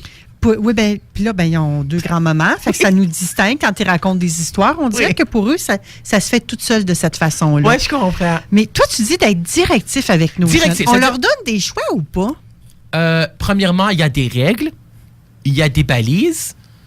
On peut discuter avec eux, on écoute. Il y a une marge de manœuvre, puis on fait des exceptions. Mais il doit y avoir un capitaine, le professeur ou le parent, et celui aussi celui qui est le rameur-meneur, là. C'est pas les enfants qui doivent mener, là. Tu comprends-tu, là? C'est pas eux autres qui décident à la place du parent, là. Il faut que ce soit clair. Il faut que ça soit clair, c'est moi qui est le parent. Oui. Tu comprends-tu ce que je veux dire? Bien, je te comprends très bien. Ben c'est certain, mais il faut pas être laissé faire, tout est permis ou autoritaire. Ça fonctionne pas non plus, là. Tu comprends? C'est directif démocratique. Moi, je l'ai en classe. Je fais voter aux étudiants, puis la majorité l'emporte. Ou parfois, je dis, est-ce qu'il y a une objection? Puis là, la personne dit, OK, mais c'est parce que s'il y a une objection, elle va vivre de l'intimidation. Oh! Parce que si tout le monde veut, mettons, quelque chose de positif, puis elle ne le veut pas, donc, mais là, elle ne vivra pas, là, c'est une blague, là, tu comprends ce que je veux dire? Oui. Ils le feront pas. Mais les objections aussi, j'en ai eu, là, en classe. Une fois, une élève qui a dit, je fais une objection. Je dis, c'est correct, on ne leur ferait pas d'abord. Est-ce qu'il y a des sujets sur lesquels les parents peuvent se permettre d'avoir une attitude que je vais appeler plus aimable plutôt que directif, démocratique? Non, je pense que le parent a le style démocratique. Partout. Ou directif, ou autoritaire, ou permissif, laisser faire. C'est aux parents de juger lequel qui est mieux. On sait que ce qui fonctionne le plus avec nos enfants, puis surtout nos adolescents, c'est le style démocratique ou directif. Ça, j'ai écrit ça dans mon livre. Puis je l'explique. Oui. Parce que j'explique que moi, quand j'ai été au Centre jeunesse de Montréal comme éducateur en immersion, comme stagiaire, j'ai fait un stage d'1 semaine. Moi, je comprenais pas pourquoi les adolescentes à l'unité l'entre-deux à Pierrefonds étaient là. Puis j'ai vraiment vu des problématiques là, d'adaptation bio-psychosociale, là, des crises, troubles du comportement, il y en avait, etc. Parfois, bon. Puis là, ben, je comprenais pas. Puis je demandais ça à l'éducateur. J'ai dit, comprends pas pourquoi non plus que les pauses sont de 15 minutes, cigarettes 15 minutes, c'est tellement les règles. Tu sais qu'est-ce qu'il m'avait dit? Non. Parce que ce sont, bien souvent, ce qui est arrivé, c'est que ce sont des adolescents qui, quand ils étaient chez eux, OK, ils avaient des comportements dérangeants toute la semaine. Puis là, le garçon ou la fille adolescente a demandé lundi, « Je peux-tu aller au party samedi soir? » Puis le parent a dit « Non. » Il dérange toute la semaine. J'ai lu ça dans ton livre. Oui, je l'ai écrit dans mon livre. Et samedi, il est sage comme une image. Puis là, il dit, je peux-tu aller au party? Le parent abdique, puis il dit, oui, tu peux y aller parce que tu as eu un bon comportement tout samedi. On fait c'est pas contradictoire. C'est contradictoire, puis il comprend pas. Donc, il sait pas c'est quoi les règles. Puis là, il y a de la difficulté à les suivre. C'est pour cela que là, il y a plein de règles strictes au centre jeunesse. Tu comprends-tu ce que je veux dire? C'est pas oui, puis c'est pas non. Un non, c'est un non. Et jusqu'à la fin. Puis ça, il faut respecter le non. C'est comme le gars qui dit, elle a dit non, puis je l'ai convaincu de dire oui pour les relations sexuelles. Non. Non, c'est non. Ça reste à point la ligne. Non. Puis il faut être capable de se faire respecter dans ce non-là. Et de dire non. Peu importe c'est difficile de dire non aussi, hein? C'est vrai que la majorité des gens ont de la difficulté Moi, à dire non. Mais ça s'apprend. Parfois, j'ai de la difficulté à dire non. Ça s'apprend. Ça s'apprend. Parfois, j'en avais de la difficulté à dire non. Mais là, je suis capable de dire non. C'est difficile de dire non. C'est vrai que c'est pas toujours Parce facile. qu'on veut être gentil, parce qu'on veut aider les autres, tu comprends? On a peur de décevoir. Peur de décevoir, mais c'est parce que tu dis, On a peur de faire de la peine. Ouais, puis je vais l'aider, puis ensuite tu regardes. Ensuite tu dis, j'ai dit oui, puis j'aurais dû dire non, puis là je dis non. Ouais, mais Alex, oublie pas qu'à chaque oui que tu dis, c'est peut-être à toi-même que tu dis non. C'est vrai. Je comprends. C'est bien mieux de te dire oui à toi. Ben oui. Ça va aller mieux partout autour de toi. Ah, ben c'est certain. Puis ensuite tu dis, attends, j'ai dit oui, j'aurais dû dire non, puis là je dis non, c'est fini. C'est ça. C'est non. Puis là, ben on n'est pas conséquent quand on fait ça, hein? Quand on change d'idée comme ça, là. Non, mais c'est parce qu'après ça... Parce qu'au début, tu t'en sais mal. Mettons, la personne te dit, peux-tu m'emprunter de l'argent, puis tu peux m'aider, tu dis oui. Ensuite, tu dis, j'ai dit oui, j'ai donné ça comme ça. Tu dis non. Là, je dis non. Puis quand tu dis non, ben la personne s'en va. Elle a eu le oui, là, elle a eu le cadeau, puis c'est fini. Oui, mais d'un autre côté, on apprend beaucoup dans le développement personnel. On apprend tous les jours. Mais on apprend à être persévérant. Ah, persévérant, puis consistant, puis cohérent. Même si tu auras 300 non, continue à demander parce qu'un jour, ça va être un oui. Oui. Ça fut le cas Oser, avec c'est Jack avoir. Canfield qu'on parlait tout à l'heure là, quand il a approché ses éditeurs. Il y a eu plusieurs noms avant d'avoir un oui. Elvis Presley, avant de devenir la vedette qu'il est, il y a eu plusieurs noms avant d'avoir un oui. Ouais. C'est pas un peu contradictoire. Là. Nous, on est en train de dire aux gens, quand c'est non, respectez votre non. Non, je veux dire, quand c'est... Je vais te l'expliquer, c'est que, mettons, la maison d'édition dit non, ben c'est non. Parce que s'ils disent non, mais il faudrait que tu changes, les maisons d'édition veulent pas dire, ils n'ont pas le droit, puis ils vont pas le dire, puis je vais le comprendre, ils vont pas dire non, mais il faudrait que tu changes ça dans ton livre. Si la maison d'édition a dit non, ben va dans une autre maison d'édition. Oui. Mais qu'est-ce que tu veux dire? Je comprends pas ton idée. Mais souvent, c'est ça. Souvent, on se fait dire non, c'est non. Oui. Mais en même temps, dans le développement personnel, on dit aux gens, soyez persévérants. Oui. Vous avez eu un non là, revenez à la charge, continuez. Oui, mais revenez pas à la charge avec la même personne. C'est ça ce que je veux dire. Et voilà. C'est ça, exactement. C'est ce que je voulais t'entendre dire. Oui, c'est ça. C'est va ailleurs, avec pas la même personne. Va pas l'harceler, là. Non, c'est non. Ah, c'est pour ça que les enfants ils vont voir papa puis après ça maman. Ben, t'as-tu compris, hein? Ça veut dire le père dit non puis la mère dit oui. Donc là, c'est inconsistance puis ça magane les enfants. Ou dire, as-tu 2 piastres? La jeune fille demande ça à sa mère. Ouais. Maman, j'aimerais avoir $2 pour aller m'acheter un paquet de gomme. Ça veut dire ça que ça coûte aujourd'hui. Ouais. Et là, elle dit, demande à ton père. Ouais. La jeune fille va voir son père. Demande à ta mère. Ou bien son père lui a donné c'est $2.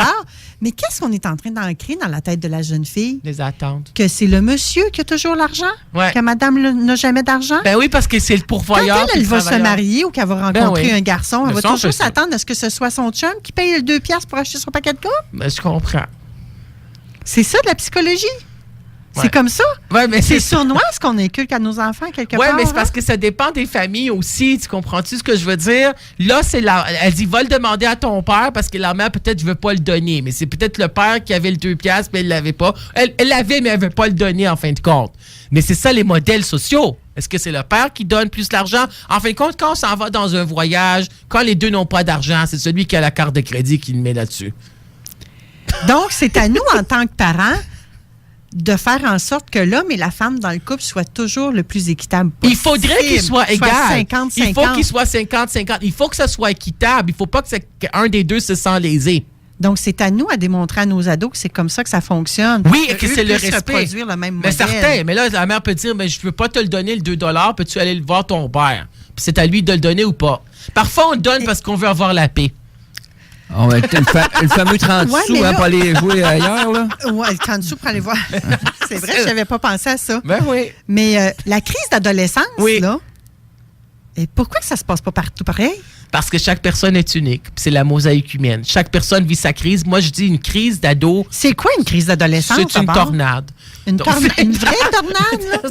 Moi, je dis que la métaphore, c'est une tornade. Puis les tornades sont différentes de région à d'autres. Puis chaque tornade a son nom aussi, là, à sa spécificité. Moi, Johan Némon, qui est psychologue, il dit que c'est un état de déséquilibre intense. C'est crise, c'est des fugues. Donc, une crise d'adolescence, c'est une crise de névrosée. Ben, ça peut être névrosé, oui. Ça peut être névrosé. Si ça cause de la souffrance à soi ou à autrui, c'est névrosé, ou si c'est comme moins commun aussi, là. Mais tu sais, comme frapper ses parents, battre sa mère. Il y a des parents qui se font battre par leurs enfants. Oui.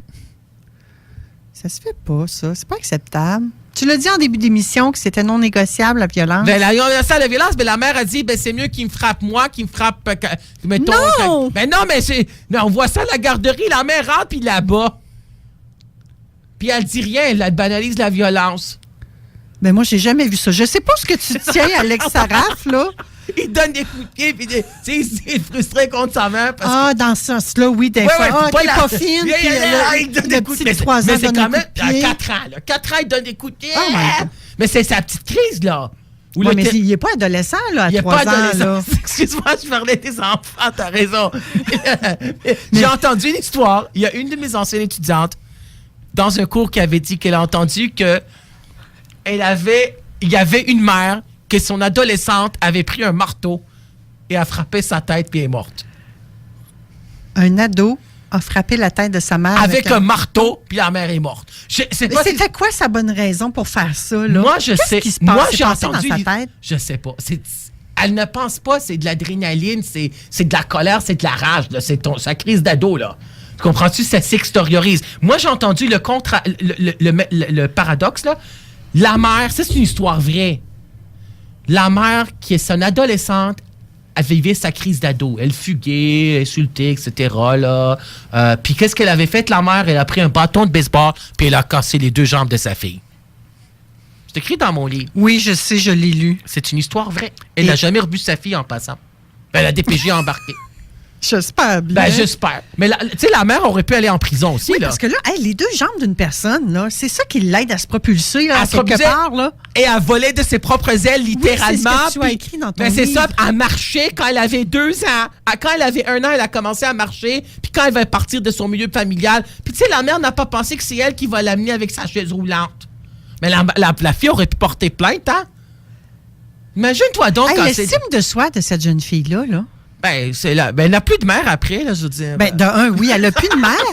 Mais un an... Écoute, j'allais dire... Je sais même pas comment qualifier le geste. En tout cas, ce geste-là, là...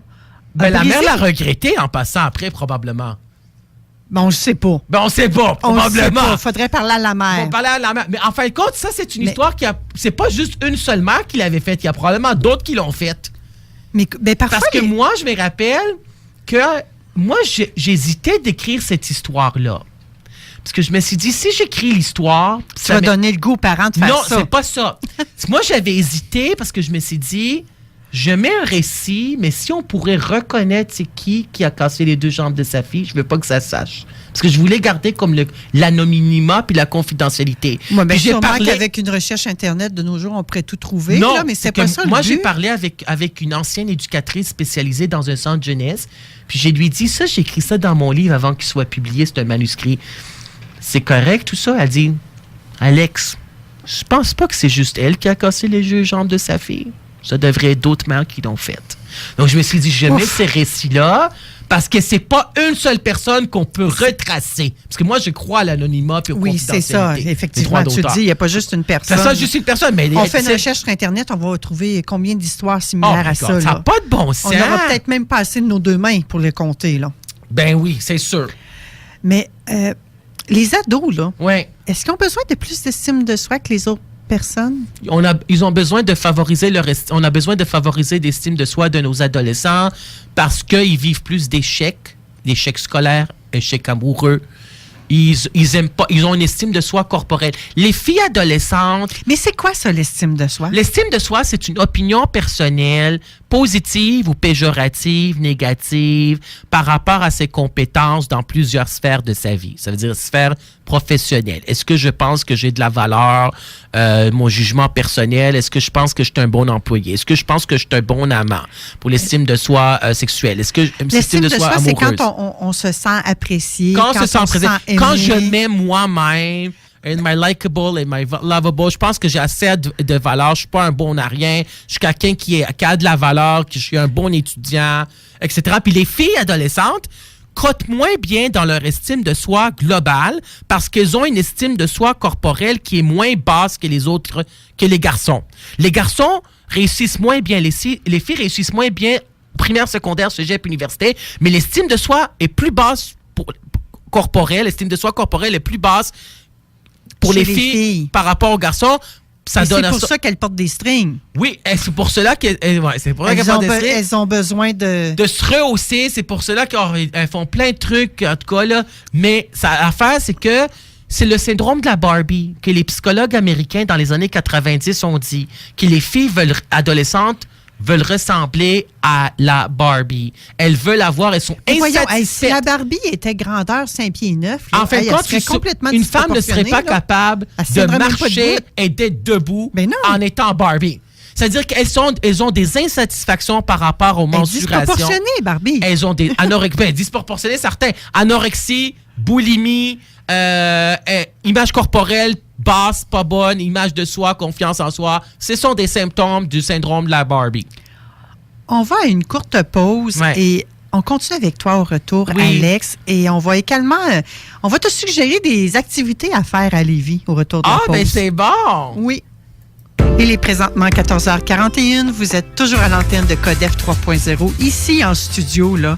Oh, que c'est animé, hein? Oui. Alex Saraf est toujours avec nous. Éric est là à la mise en onde. On a le caméraman également. Il est très discret, mais en même temps, il nous fait des petits signes de temps en temps. On aime ça. C'est vrai. Il réagit. C'est ça. Il y a toujours moi, Manon Poulain. Éric, on a-tu des suggestions de quoi faire à Lévis pour notre ami Alex? Ben, s'il veut rester ici ce soir, il y a le groupe Miss, qui sont 3 chanteurs, donc Jérôme Beaulieu, William Côté et Cédric Dine Lavoie, qui sont à l'Anglicane ce soir. Super! Donc, ça peut être intéressant. T'as l'Halloween aussi demain. Si t'aimes ça, te déguiser puis aller faire un petit tour aux Galeries Chagnon, de côté, là, Écoute, avec tu les peux même enfants. te faire maquiller tout de suite parce que de l'autre côté du studio, il y a des maquilleurs professionnels. Oui, j'ai vu ça là, quand vous avez ouvert la porte. Tu serais prêt pour demain? OK. Demain, je vais être à Montréal. Il y a aussi, à la maison Alphonse Desjardins, du maquillage, ben, la magie demain. Il va y avoir 2 magiciens qui vont être là, puis ils vont faire des tours de magie. Puis après ça, ben, tu vas pouvoir jaser avec eux autres. Fait que ça va être intéressant. Ça aussi, tu peux rester pour ça demain. Mais il y a un événement plus important lundi. C'est quoi? C'est le lancement de réseautage. Le lancement des déjeuners d'affaires. À Lévis, à 7h30, c'est ça? À 7h30 le matin. Ah, OK, ben c'est bon. Ben, je vais être endormi. Au restaurant Délices. Non, mais... je te lève tard, puis un coup, je dors, donc je vais dormir. J'enseigne lundi à midi. À Montréal. Tu vas avoir le temps de te retourner. Oui, c'est ça, de retourner. Ça fait 5h30, là, mais c'est correct. C'est ça. C'est vraiment le lancement qu'il y a lundi matin ici au Resto Délices. Ah, génial. On invite tous les entrepreneurs, les travailleurs autonomes qui sont dynamiques, qui sont passionnés, qui ont le goût de progresser dans leurs affaires, de devenir réseauter, d'entreprendre, de venir déjeuner avec nous. On attend plus d'une 50aine d'entrepreneurs au Resto Délices. Tout ce qu'il y a à faire, c'est de payer ton déjeuner, venir parler de toi, de ton entreprise. C'est une bonne idée. Vraiment. Mais là, il y a peut-être bien d'autres choses que tu peux voir aussi. Il y a déjà une exposition présentement qui s'appelle Riopelle chez les ados, parce qu'on parlait d'ados, justement. C'est bon. C'est les scouts, les intrépides scouts filles de 12 ans à 17 ans, donc des ados. Ouais. Ils vont, avec une artiste, Ghislaine Riendo, qui font une thématique sur les oies et font une exposition là-dessus. Ah, c'est bon. Ça devrait être génial. Très amusant à voir, très beau. OK. Ensuite, Leader 2028. On le voit, on l'entend, il l'annonce à la radio régulièrement. On va recevoir 2 personnes importantes. On va voir qu'est-ce qui s'en vient dans les 10 prochaines années. Okay. En 2028, là, de quoi va avoir l'air notre environnement? Tu sais, l'employeur, comment que ça va aller? Nos clients vont être comment? Ben, c'est un peu ça avec une Madame Chanel McGregor de Google qui va être là et Ryu Vegena de Zoho qui va être aussi là. Et eux, c'est 2 grosses entreprises qui voient loin. Parce qu'il reste que c'est des entreprises qui doivent toujours s'améliorer. Ce sont des visionnaires nés. Oui, donc ça va être très intéressant. On peut aussi, à partir du 1er, donc jeudi, exposition du rêve à la réalité. Donc, c'est un voyage dans le monde fantastique des fées, des dragons, des cétacés. Donc, un retour à l'enfance pour venir vers l'adulte et voir des fantastiques paysages. Donc, c'est à la bibliothèque La Pintellect à Pintante. Donc, ça, c'est une autre belle activité qui s'en vient. L'enfance de l'art avec doigt d'auteur de Marc Favreau. Excusez. Donc, ils vont faire, cette semaine, à l'Anglicane, un retour sur Sol. Parce que Sol, il y avait quand même... mon enfance, moi. Il y avait un langage coloré. Tu sais, il amenait les choses d'une façon tellement différente en utilisant les mots. Et ça, ben, c'est une activité qui va se produire le 1er novembre à 20h à l'Anglicane. Bon. Donc, ça s'en vient, ça. Ça va être rapide, là. Ensuite, marché des artisans.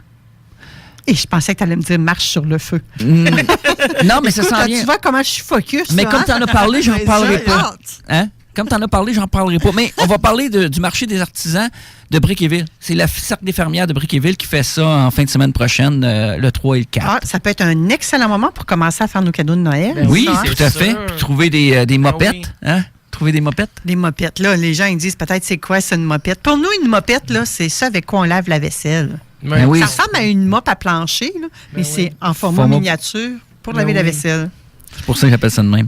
Et une autre activité pour mais les enfants. le vrai nom, je crois que c'est une lavette. Oui, je pense que c'est... Oui, c'est une lavette. Une lavette, le vrai nom. Pas grave, pas grave. Une dernière activité qu'on va faire à Lévis, Eric? Hey, les enfants vont s'amuser la semaine prochaine. Ben Tu sais oui, quoi? parce que mercredi, ils vont passer l'Halloween. Ouais. Ben oui, ça s'en vient l'Halloween, hein? Mais là, c'est pour ça que demain, à Galerie Chagnon, on fait ça. Oui. Mais samedi prochain, il va y avoir d'autres enfants qui vont pouvoir s'amuser avec un groupe qui s'appelle Trompette et Tuba. OK.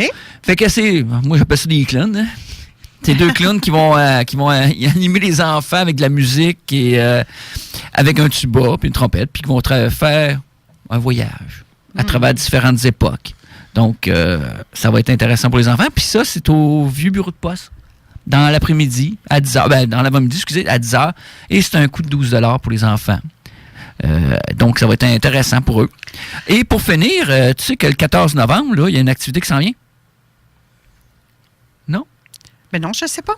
Non? Ben, tu devrais être là-dedans. T'es l'animatrice. OK. C'est quoi? De quoi tu veux Jamais me parler? 200 toi. Oh, ben oui, hey, c'est une... Oui, ben oui, c'est sûr que je vais être là. Ben là, c'est Mais pour ça que j'ai dit, qu'est-ce tu je sens dis là? Ben oui.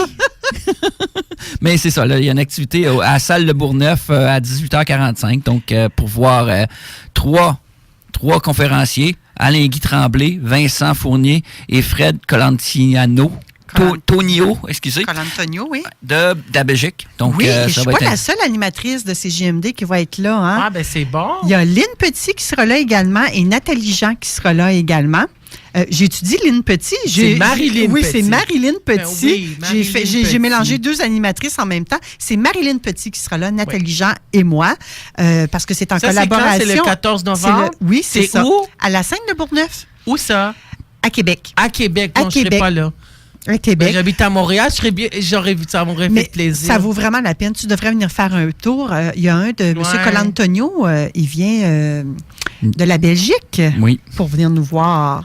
Donc, oui, c'est une présentation de votre radio CJMD 96.9, de réseautage en direct, de Structura Conseil, et j'en passe. Il y a vraiment plein de gens qui se sont unis pour offrir une soirée mémorable. Et ça va parler de quoi? De leadership responsable, du développement des affaires et de la résilience. C'est Donc, vraiment intéressant. Oui. Et pour juste pour faire un petit tour de roue vite, là, t'as David Gaudreau, t'as Jean-Pierre Ferland qui s'en vient dans les prochaines semaines. Wow! Donc, ça va être intéressant, là. Bon, on peut plus t'arrêter, Eric? Ben non, je mais veux moi qu'on aussi, finisse j'ai... avec Alex. Je veux qu'on finisse avec Ouais, Alex. vas-y. Alex, on récompense ou pas un bon comportement, le bon comportement de nos ados? Mais il faudrait récompenser les bons comportements. Est-ce que c'est suffisant de leur dire, OK, écoute, ce que tu as fait, là, ça me convient pas, on fait pas ça, ce geste-là, mais toi, je t'aime et je t'aimerai toujours. Oui, mais s'ils répètent les mêmes comportements qui causent de la souffrance à soi ou à autrui, il y a des comportements qu'il faut vraiment... Ils sont vraiment nocifs. Il y a vraiment... Pour lui-même Je veux dire, aussi. moi, les gens qui ont des troubles de la personnalité antisociale, psychopathes, sociopathes, là, quand ils étaient enfants, ils ont tué le chien, là, puis les parents n'ont rien dit. Moi, si j'ai un enfant qui a fait ça, là, il il y a une punition qui est là. Il ne sort pas de sa C'est chambre inacceptable, un mois. tu l'as dit, Un ça. mois, c'est Ouais, acceptable. Un mois, il ne sort pas de sa chambre. Là. Je n'accepterai pas ça. Là. C'est de la violence envers les animaux, c'est de la cruauté animale. Mais je veux dire, il faudrait aussi parfois enlever les privilèges. Là. Tu sais, dans le temps, nous autres, Génération X, on a enlevé le privilège. Tu n'avais pas le droit de prendre la voiture de tes parents. Ouais, j'allais à genoux dans le coin quand ça faisait pas. Ben, c'est ça. On fait plus ça de nos jours, On je fait pense. plus ça, c'est comme réfléchis à ce que tu as fait, puis excuse-toi, puis c'est fini. Ouais, puis là, Ben là, il recommence. c'est pas très long, hein? Moi, je responsabilise mes étudiants, mais c'est difficile de les responsabiliser, qu'ils prennent conscience.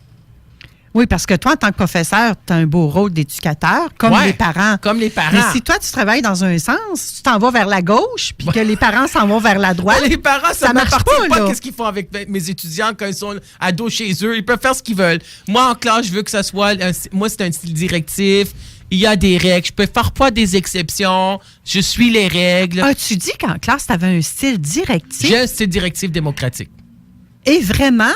Oui, On a vu tout à l'heure, tu scores dans les meilleurs professeurs. Là. Merci. Donc, Merci, c'est non. gentil. Oui. Mais écoute, donc c'est apprécié des jeunes. Oui, d'être c'est encadrés. apprécié. Certain, C'est c'est ça qu'il faut apprécié. que les parents comprennent. Ben oui, mais ça fonctionne le plus. Les études l'ont toujours dit. Les chercheurs, les auteurs, les psychologues, ça fonctionne le plus. Puis ça fonctionne en classe.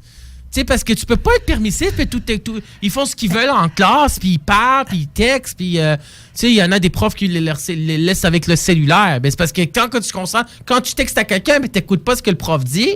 Ou si c'est Non, autoritaire. mais peut-être qu'il est en train de faire un sexto parce qu'il est peut-être en train de préparer sa première date. Ouais, je sais, mais ça, c'est à l'extérieur de la salle de cours, à l'extérieur de la porte. OK. Quand ils rentrent dans ma classe, ils sont dans ma classe. OK. Ça, c'est Puis, important. Le premier amour des ados, C'est important. c'est plus cruel, ça. C'est parce qu'ils pensent à l'adolescence, quand on vit sa première relation amoureuse, que ce soit à 12 ans, 13 ans, 14 ans, on pense que c'est l'amour de sa vie puis que ça va durer pour le reste de notre vie. Puis habituellement, c'est éphémère. Ça dure 2 semaines, ça dure 2 mois, 3 mois. Donc là, on idéalise tout ce qui On arrive. idéalise, le temps est différent, on voit la notion du temps qui est différente. Puis ensuite, ils vivent la peine d'amour, que c'est difficile. Il y a des adolescents qui se sont suicidés en vivant leur première peine d'amour.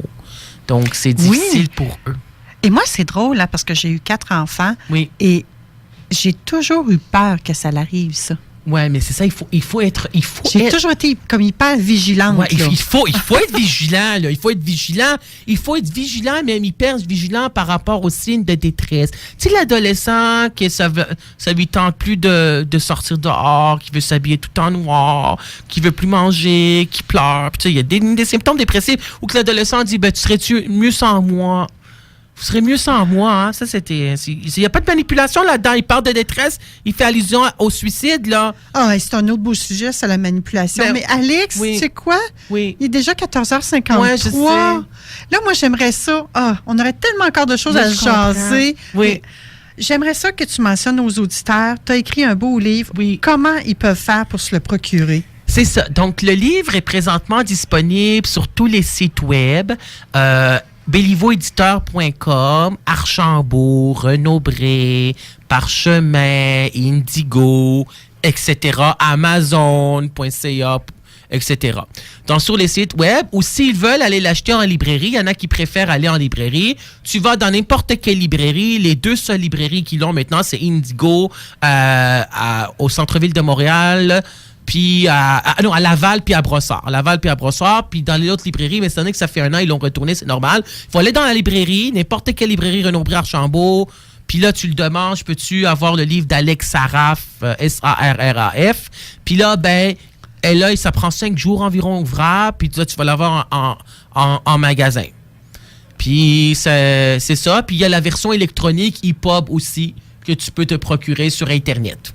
Génial. Oui. Et quelqu'un qui est à notre écoute aujourd'hui Oui. et qui dit il est donc bien intéressant, Alex Sarraf. Oui. J'aimerais ça qu'il vienne faire une conférence Ça me fera sur un plaisir. sujet. On fait quoi? quoi? pour Ça te me fera rejoindre? plaisir. Contactez-moi sur Facebook. Allez sur Google, tapez Alex Saraf sur Facebook. J'ai ma page professionnelle Facebook. Demandez-moi juste bonjour, est-ce que vous juste communiquez avec moi par Facebook, c'est le meilleur moyen. Je pense que c'est pas le meilleur moyen.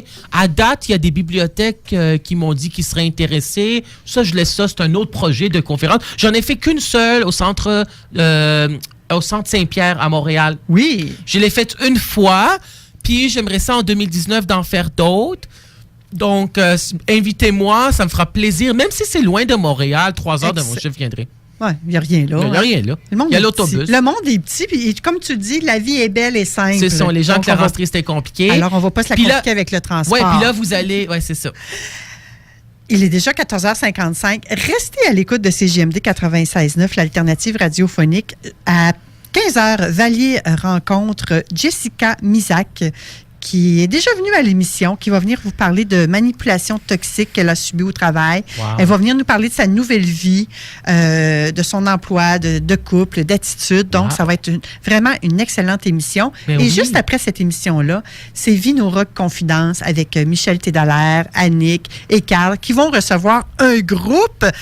Eux, ils reçoivent toujours plein de musiciens en ligne et ça brasse dans la cabane, comme on dit. Pour ma part, je vous revois la semaine prochaine avec mon super invité, Johan Gauthier. Avec lui, tout est lumière. Bonne semaine, tout le monde. Merci, Eric, d'avoir été là. Merci infiniment, Alex. Ça me fait plaisir. Ciao. Bye Bye. 96.9.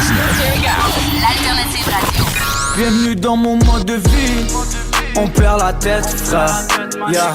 Même dans le mal, toujours on espère. Ouais, frérot, vérifie. Toujours on reste fier. Yeah. Ouais, t'as le calibre, mais t'as pas le reste.